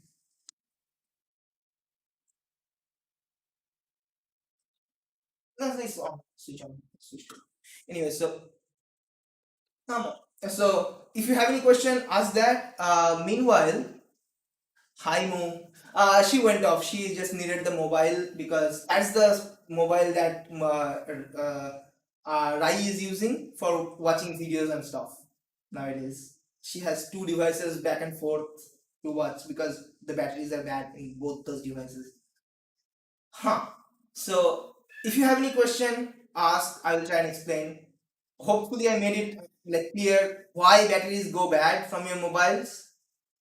Even though that kind of seems fishy, and it is, those batteries are really good. Now, what can you do about it? As you can see, I have a lot of open mobiles, open motherboards, and other stuff. Actually, I will do that. Just keep it in here for the time being. Inconvenient way of putting light and What? what to book it. I will. I'll make something up next time. Oh, by the way, Gautam says hi. Hi Gautam. She says hi to you. Okay. Let me see the questions first. Okay. Special appearance here. What to put in the video. Okay. Right. Yeah. So there's a good news. There's a bad news. Do I bring the phone up again? Do I have any other ones here? I think I do. Let's use this one for the time being. This is another phone that I was working on, as in opened up and was studying. So this is easier to actually show you. This is another battery here. Perfectly fine battery, but if you make it work.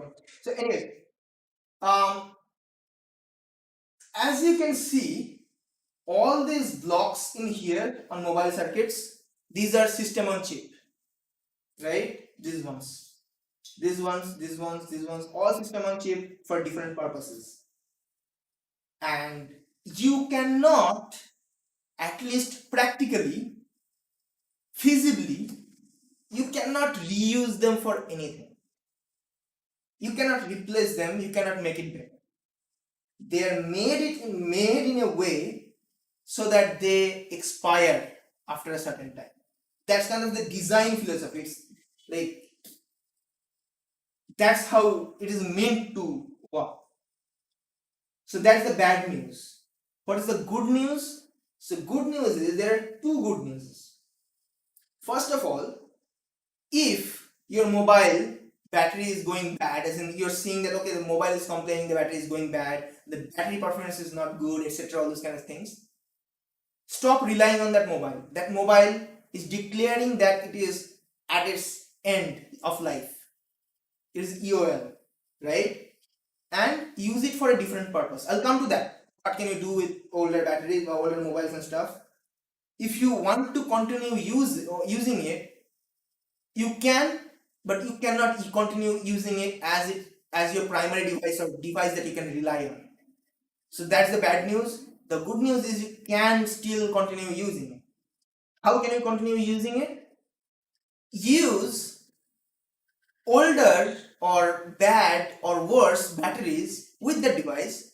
Use that battery that is complaining that is bad along with the new devices and stuff, or somewhere else, or create DIY projects out of those things. So basically, if you have really old, bad, either let's say the Nokia phone batteries, right? The old, very old Nokia phones, if you have batteries of those phones lying around, they're still 7.3 volts, sorry, 3.7 volts. They're similar technology. They provide a similar kind of power output, so that you can actually use those batteries with these new phones. But probably they have much lower power output because those phones back in those days, like Nokia N72, N82, those kind of devices, even though they were bleeding edge of that time, they required really less power. So they are not built for high powered delivery high output, but they'll still work, make it work. And you just want to continue make it work. So put batteries in a phone where it's already complaining about bad battery, and have put it on a charger all the time. But now you have a device that has Bluetooth. You have a not device. You have a single board computer that has Wi-Fi, Bluetooth, microphone, speaker, amplifier, circuit, camera, and all these different things. You can create a monitoring device out of that. You can create a like web server out of, like, run web server off of this. You can run a wall clock, or like connect that with a display, and use that as a wall display of sort, like run oh, what do you call that, pictures as in a slideshow, or show meeting schedules and all the different kind of stuff. So you can use those for DIY projects now. Instead of buying a new Raspberry Pi and using it, which is still ARM processor and system on computer, you already have those ARM processor, system on computer, system on chip, SBC, single board computers. My bad. Yeah, my brain lag. So SBC, you already have that. Go ahead and use it for those purposes. You, like, create less waste. You create projects that are actually useful or beneficial to you. You can create an array of those devices that can create a mesh network, and you can have a maybe a monitoring surveillance system set up along with those things. The video qualities are really good in mobile phones. Like, even this is a really cheap old bad mobile phone. Like, the camera is really bad, but the camera is still, this camera is still better than the one that is in there, and it can actually come off, and this you cannot put that camera in anywhere else because of the connector, right? But if you can use the phone itself, then you don't need to do that. You can just use the same camera, and it is better than ESP32. The model that I was talking about is almost like $1,000. It's 800 bucks, almost like Indian rupees. In Bangladeshi taka, it's 1,000 taka. Yes, as you mentioned. So the camera is better than this. You need to do less mangling with stuff, fiddling with ROM, etc., and can find directly the apps that you need for most of the general purpose things that you want to do, DIY things you want to do. So do that with those phones, the old phones that is not working, the battery is not working properly. Replace the batteries with very old batteries. Go ahead and ask your entire neighborhood if they have older phones, older batteries and stuff. Harvest those batteries. You can create. So I'm gonna create a battery pack out of this as well. The older batteries. I have 3 of them. I posted the picture of these one, right? Yeah, I think so. Find out where those are. Yeah. So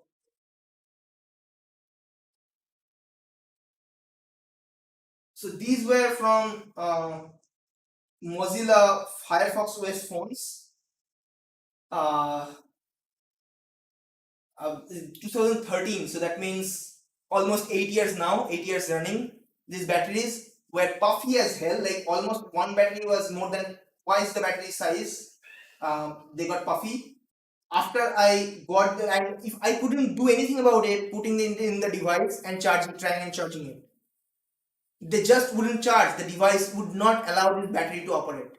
But when I took them out, like, you can see that, like, I really soldered them bad. Like, I didn't really take much of a care, because I just didn't care. I thought that they were bad. I actually realized, I actually understood, or believed that they were bad batteries. I was just going it for the lulz. Like, can I make something happen? I did not open these batteries up to leak the gas or anything. They just became normal sized once I took them out, soldered lead wires to them, and charged them at 4.2 volts for almost about 4.5 hours. Their puffiness went off. They actually started working as like normal batteries. So and that's the time I kind of felt bad about, like, I understand, I'm not really emotional person. I don't feel bad about humans. I hate humans, but I feel bad about the batteries. It's like we're abusing the batteries. If they had rights, they would complain about how badly we are treating them. It's like treating them as slaves, not caring about their life or their way of living, not respecting them. I kind of felt bad, and that felt weird as well. But anyways, I digress. That's besides the point. The point is, those are functional batteries. From those 3 batteries, I'm going to make a power battery pack out of them, and I'm thinking of running a my Raspberry Pi, create a entire, like, 3D print battery case and stuff as a base. On top of that, I keep the metal cooled Raspberry Pi. The whole thing works as a single unit that can be charged. If you don't have charge, can be moved around, it can be portable, etc. All those kind of stuff. So I'm gonna go ahead and do that. But that's what I mean by you can use the older batteries just as fine. And the other things that you can use from older mobile phones is the speaker. So the speaker is really good. You can take the speaker out. It has the two lids. This is a really cheap phone, cheap devices, parts, etc. But you can see these two plus and minus, as in these two springs are basically plus and minus to get the audio input. So you can use that thing for I use phone for I need it for WhatsApp calls, watching Twitch. Should be easy. Peaks. What about the peaks? I didn't understand what do you mean by peaks. Can you explain? Are you talking about the price of ESP32? That $1,000 is peaks? I couldn't really get it. Yeah, you can actually use those that mobile phones. If you didn't know about that, you can actually project the mobile display on a secondary display. So you and instead of having to using another computer, you can have a secondary display running from a mobile on which you can watch Twitch and stuff like that. Totally fine. And you would because you're not playing video games or something, there would be a lag about 50-60 milliseconds if you're using it wirelessly, but as in with some dongle or something like that. But I think for watching Twitch, that is fine. Watching Twitch or Netflix or something like that, that's completely fine, justifiable.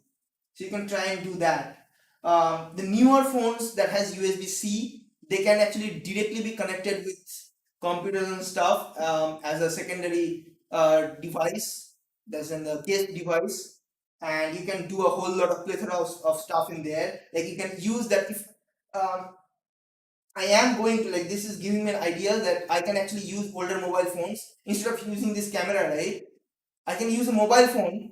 The quality would not be a night and day difference. Like even if the quality is little less from older generation phone, which I doubt it is, it's probably gonna be the same or even better.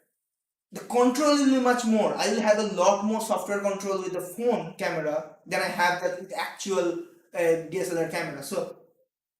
So from those perspective, there are a lot of use cases with the old mobile phones, but using it as a phone or primary driver is not one.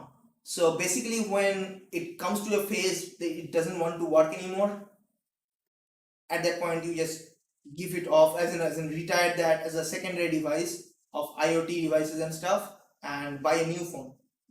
Like that's the sad part. Um, I don't know. I couldn't figure out any other different ways, but I'm open to ideas if you guys have any. I'm trying to figure out that myself. Oh, Geeks Phone Peak. Oh yeah. Geeks Phone Peak. Right, yeah. So hey, how did you understand that this one was the Geeks Phone Peak, right? No, this is Alcatel One Touch. Oh no, the batteries I showed, those are not Geeks Phone Peak, those are the Flame. Which one's the Flame? These ones are Flame. Wait, I have two more. Like those are three devices, but these ones, I'm pretty sure you have seen those ones. You have probably as well. These were the better ones, and if those were the phones that were being marketed in India when they started making that push, that instead of having that what was that $2,000 2,000 rupees phone, if they were making 5,000 rupees phone that actually people could use that competed against 10,000 rupees Android devices, Firefox OS would be the main primary operating system of 2020. They fucked up so bad. Mozilla fucked up so bad doing that. And it's not that they did not have that idea. Nobody told them. They could not. We actually, I gave them that you are making a mistake. This would not work. If you are trying to sell devices, you want to sell it to the crowd that suggest other people what device to buy. If you cannot convince me, if I was not a Mozilla fan or Mozilla volunteer, I would not go and buy a Mozilla like Firefox phone that is 2,000 rupees phone. I wouldn't suggest my family members to buy that either. And if that is the case, nobody is gonna buy. But if you like launch a flagship device that gives enough feature and competes versus a top tier Android phone, no matter how much it costs, it will still cost way less than an Android phone for various other different reasons. Like the device, open hardware, less royalties, all those kind of reasons. It will cost less. And at that point, I was holding to the idea that I'm getting all these features for much less cost. Yeah, maybe the cheaper version of this would be appropriate for my grandma who just wants to make calls and stuff. Go ahead and buy that. That at that time, I will probably not suggest the flagship phone for her, but I will understand that this company makes good phone. Let's go ahead and buy some and as in make use of it. Let's suggest that to other people who are asking for suggestions. And that's the thing that they fucked up. They tried to reach the grassroots level people in the first blow, but without realizing the grassroots level people do not buy technical gadgets on their own will or on their own judgment. They rely on somebody else to give them the suggestion what to buy, and then they have go and if you do not target those people first, the early adopters, the bleeding edge customers, if you do not seem lucrative to those people, your devices won't sell. It's frankly cannot sell. Yeah, it's not that failed intentionally. It's not that. It's just bad reasoning. You want, let's say, think of it from this perspective. You want less economic differences. You want nobody to be poor, nobody to be rich. So what you did, you create a circular that nobody has any money, and I will make everybody have a very equal wealth. Everybody will have exact same amount of money going forward from tomorrow onwards. What do you think will happen? This is a novel approach. This is like, okay, yeah, there's nobody that is rich, nobody that is poor. This is the ideal utopia. Is it? If you actually, the people who do not understand reality, do not understand how game theory works, those are the people who say that idealistic people, idealistic without the real world implication of those ideals. Those are the people who go for this kind of motivation, this kind of execution, and they fail, and they think the world is hurting them, world is unfair against them because it didn't work out, without realizing they didn't plan it well enough. This was never meant to succeed in the first place. As I explained, like this makes, when you come up with saying that we need to make the next billion people buy this phone, and I'll make that phone that is cheap enough for them to buy, my first question would be how those people buy phone, and are you making sure the way those people buy phone, you are attacking that particular sector first before thinking about the good I will do for those people, those 1 billion people. Because it doesn't matter if you have a buffet on a 5-story building. If nobody knows there's a buffet in a 5-story building, people will be still hungry on the streets. So that disconnect, that conceptual disconnect, that never resolved, and yeah, it didn't work out. It failed. So it was, I actually rooted for Firefox OS. Trust me on this. I actually wanted it to succeed. It's so much better. It's actually so much better for IoT from so many different perspectives. It's better than Android in so many various ways, so many different ways. It's better than all the embedded operating system that you use, let's say for ATMs and stuff. I had plans for those things. Like so many different things could be streamlined and homogenized in a manner that all those things can create an ecosystem, the dominant ecosystem, and that's also the Linux ecosystem that we already have that is becoming dominant anyways. So the entire world could benefit from that in a homogenized manner. There will not be any silos and stuff. Just didn't work out. So yeah, I can keep on ranting about it for one entire day. GG, yeah. Anyways, guys, I think it's 10 p.m. All right. I think I streamed for 2 hours. This is actually pretty good stream for me. As in, I know that two of you were watching, which is really good for me to know. And I talked about stuff that I wanted to talk about. Give me feedback about what are the things you need me to change. Whether you like this new format of making something, or would you want rather like to for me to make things end to end and not switch topics, or rather whether the other way around, you want me to switch topics to interesting topics, and not stick with boring parts of the projects, etc. All those things I actually need to know.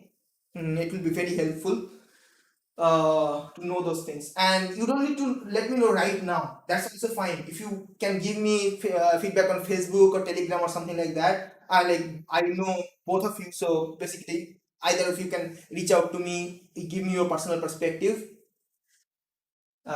Switching is good. Yeah, yeah, because I understand that boring part of the any project is not good for streaming. So switching up topics is good. But if you want to bring up some topic, the topic that you are interested about, I am also willing to go forward with that. That is also fine. I had this kind of topics in mind. I'm gonna do another stream the next day. So next stream essentially probably going to be next Saturday or Sunday. I'll announce. So that is gonna be a deep dive on motherboard. Sorry, desktop motherboard, a laptop motherboard, um, a Jetson Nano, a Raspberry Pi. Um, what else? An ESP32.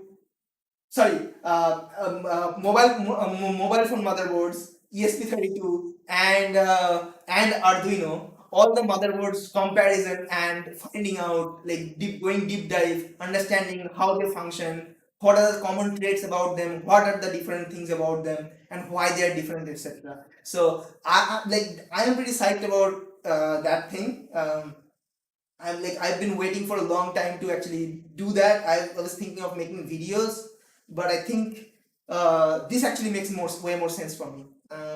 I don't have to compress it down into a small 10 or 20 minutes duration. I can talk for as long as I want, and people can watch it later on as well, because it will be up on YouTube. So, and it makes it production much more easier. Producing video is a lot difficult than producing live. uh, at least for me, that's what I think. So yeah. All right, so today's stream is kaput. Thanks for being here. You have a Jetson? Yes, I have a Jetson. Wait, let me show you. I haven't unboxed it, guys. I still haven't unboxed it. This is being lying around for so long. Okay, wait, give me a moment. I haven't unboxed it. Let's unbox it. What do you say, guys? Let's unbox the Jetson. I'm not gonna go into a deep dive or anything, but I'm gonna unbox it today. Right? All right, let's go. This was unplanned. Okay. Hmm. So this has been sitting here for almost like 5 months now. We got it so long back and never really got around to actually work with this. So yeah, I kind of feel bad about this whole ordeal.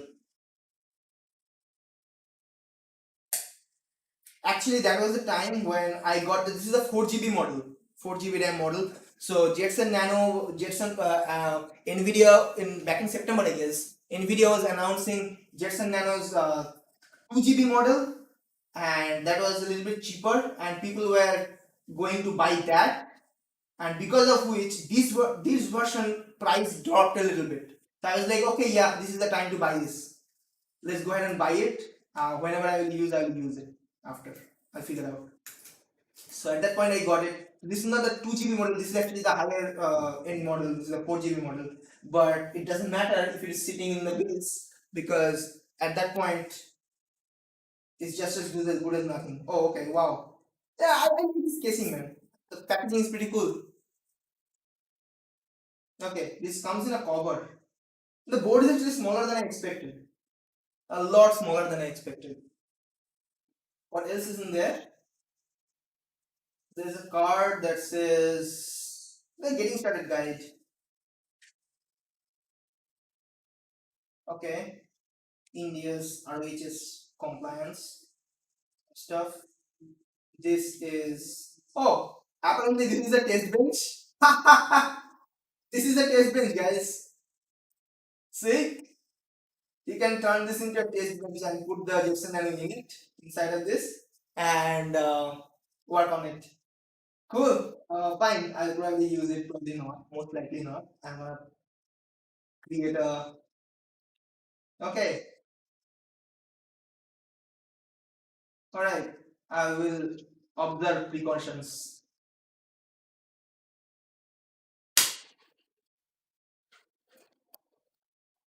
Oh shit. Okay.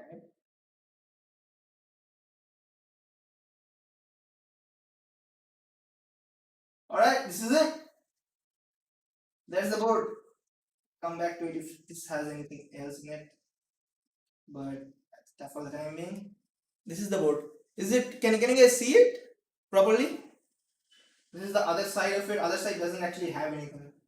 Has some screw mounting screws, which is good. Actually, I can mount it. This is M3 screws, so really can be mounted in various different manners. Okay, these are. No. I'm not gonna go through the details today. I'll do that next day. I'll actually open this thing up as well. This is actually this is a compute module that goes in here like a RAM slot. This compute module is like works like a daughter card. So I'll do the like tear down the next day as well. This was just a quick unboxing to show what it has. So this is a battle jack. You can power it with a battle jack. You can power it with a USB, micro USB. It has a LAN port. Great. 4 USB 3. Great because now essentially you can use one of the USB 3 ports and have all the peripherals like keyboard, mouse, etc. All those things from that through that without slowing down the speed. Like they will all each one of the devices will work at full speed, while as you can have 3 more USB 3s functional, um, or you can have a dongle as an USB hub from this micro SD port as well. You can use this 4 USB micro as an USB 3 for SATA as an RAID array and use this as a NAS device, network attached storage. These are the camera and HDMI ports. One is DPI as in basically MIPI, DSI and CSI. This is I guess boot select jumper and stuff. Anyways, so this is it. Let me see if it has something else in this particular section. Don't think so. Does it? It seems like it's blocked, but why then they create a bigger packet? This has to have something, right?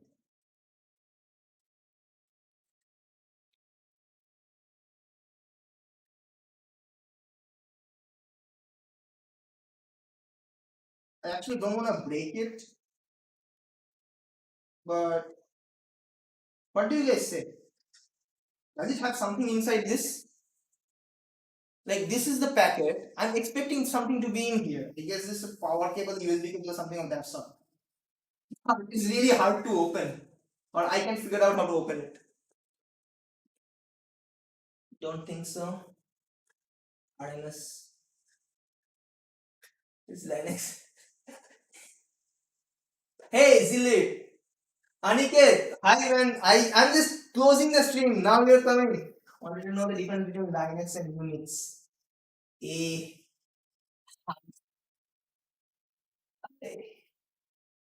no what? Arijit says no on this thing, YouTube. What no? Did I ask anything? So I was reading the tweet chat and Aniket, Gautam, and Mahir they're talking about something Unix versus Linux. Are you sure you want to waste a Jetson for NAS? Wasting? I'm pretty sure it can handle a NAS at the same time while using the other, like you can have the USB port dedicated for NAS while using the camera, display, and the Ethernet port, etc. All those things, and the IO ports, the GPIOs, etc. All those things for other purposes. You can find it can monitor the weather, etc. All those things while also being an NAS. Can your NAS do it? Cannot. Your Synology, etc. All those dedicated NAS, they cannot do it. What I'm actually gonna do it now, what I'm actually gonna do, yes, I'm not accustomed to talking for 2 hours straight, guys. I'm an introvert. I don't talk. That's my superpower. Anyway, so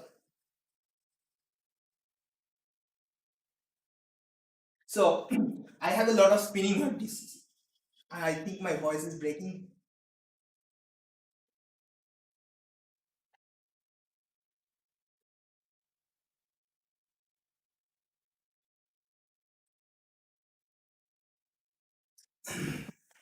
No, no, I'm good. I'm good.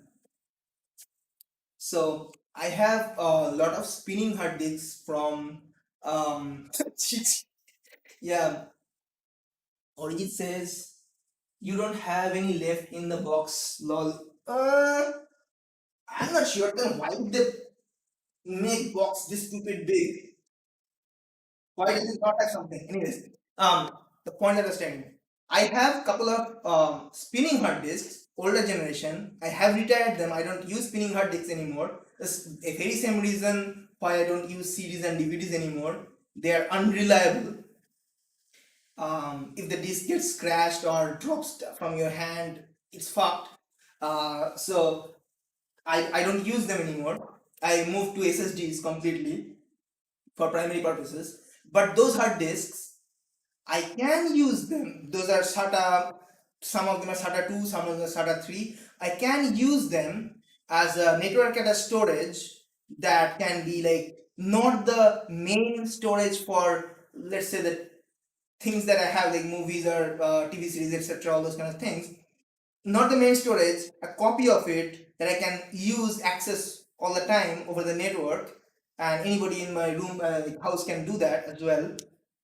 And I can have a four-way RAID 0 with this, like 4 ports RAID 0, that two, as what do you call it?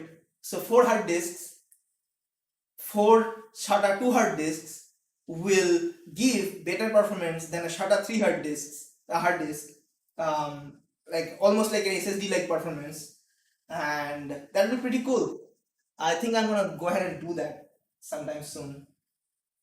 Uh, and I'm also okay. Give me a sec. There's no bonus point in guessing what this is. Can anybody guess what is this? What is it? What is this?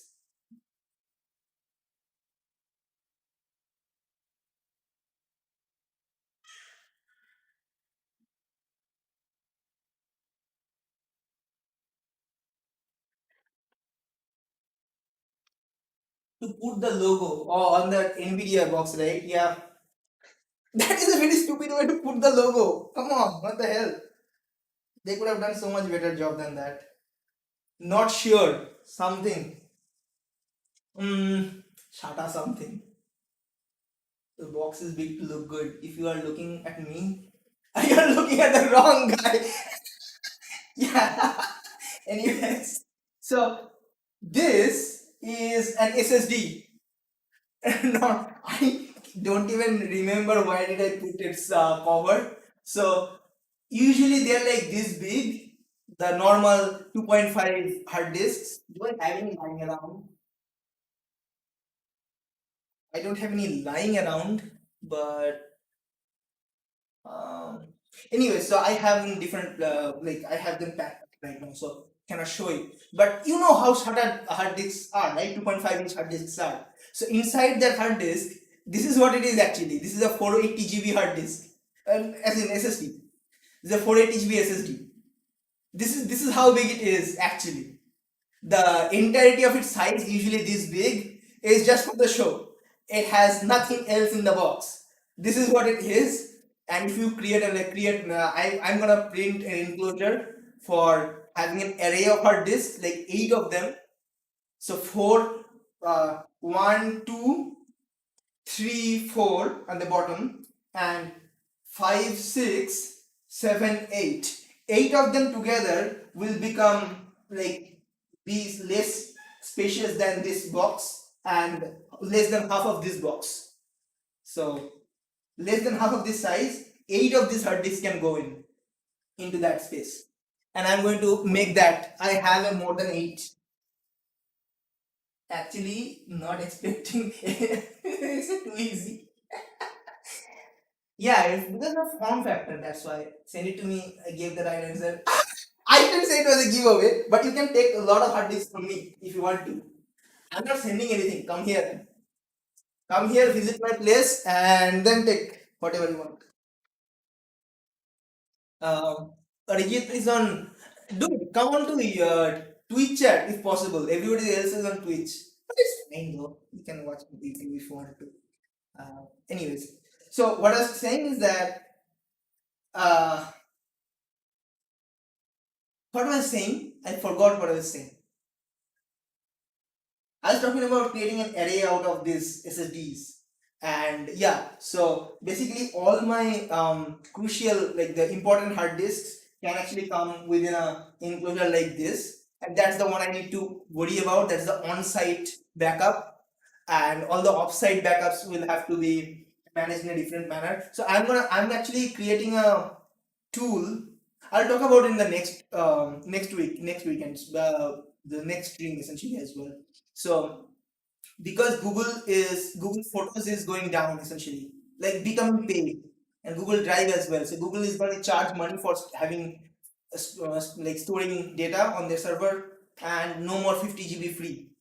So with that hanging on our head, I believe I can, when I say this, I speak for everybody. All of us have a lot of data on Google Photos and Drives, etc. And we need a place to move those to, and a cheaper place. So I have found out a solution that I need to build, like as in the solution that I need to build, because this is a very nice and obvious solution, but people ideally, if somebody else figured that out, they would want to market it. I do not have any reason to market it. I don't want to get rich about this. I want to build it. I want to share it away, open source it. You like use it, do whatever. Yeah, you will need to pay a very nominal charge. Like the nominal charge would be, let me say this. For 1 terabyte of data, 1 terabyte of data, you will pay around $1. Like that is around, no, actually less than $1, like 50 rupees, 50 INR. That's what you will have to pay for 1 terabyte per month. If you have less than that, you'll pay much lesser than that. But I figured out a solution, and that is also for if you spend around 100 or 200, you can have multi-site backup and multi-cloud backup on that side. And this is all cloud backup. You don't have to manage anything. You don't have to own the cloud. The cloud is managed by somebody else. All these things details I'll be giving out in later on. I'm gonna make this sometime soon. Per month is bad. Oh, per month is bad. He was saying that per month is bad for 1 terabyte, 50 rupees. If you think that is bad, then wait for Google to charge you. Google is going to charge you more than 50 bucks for the 50 or 100 GB that you have. So you're getting basically 10 times as much storage for the same money. And if you don't use that, you're going to have to pay Google so that your data doesn't get deleted. What about the bandwidth? Bandwidth is non-factor. You upload that, like you take the backup at the speed that you can. There is no limitation or anything else as such like that. The only issue is that if you download those files way too often, then it is gonna cost you. The downloading will cost you more than the upload. The upload and storage will be not that costly. But if you are planning to download and use them, then there has to be alternative solution for that. That would not be good for us. Indians will pay 10k at front, not 10 rupees per month. Well, just saying, I can host that service on behalf of you, as in I can make it easy for you, and you can pay me. As in, you can pay me on a yearly basis or upfront basis. I don't mind. I practically don't mind. I can actually do that. I can do that. I'd be rich. The point is, I don't wanna take responsibility of somebody else's the data. By the way, guys, yes. Hey, Okay. Cool. Stream is over. Time out. Time out. I'm done for this week. It was really nice this week, guys. The boombox. Yeah, it works. Of course, this is the solar panel. Like, so Origin probably joined later on. So created a solar panel, tested it to work, if etc. All those things, like it's functioning. But I need to put it in a frame, and in the morning I'll test it out against the sun, how much output I'm getting. But if any case somebody missed the stream in the first place, like so that was. Yeah, bye guys, bye everyone, bye Arijit, bye Gautam, bye Aniket, bye Mahi. Yeah, so many people. I had fun today. My voice is broken. Almost. I'm not accustomed to talking for that long, but it was fun. It would have been much more fun if we were on Discord or something like that. If we had if we were been chatting. Anyways, thanks all for being here. I'm gonna end the stream. Bye from me and Mo.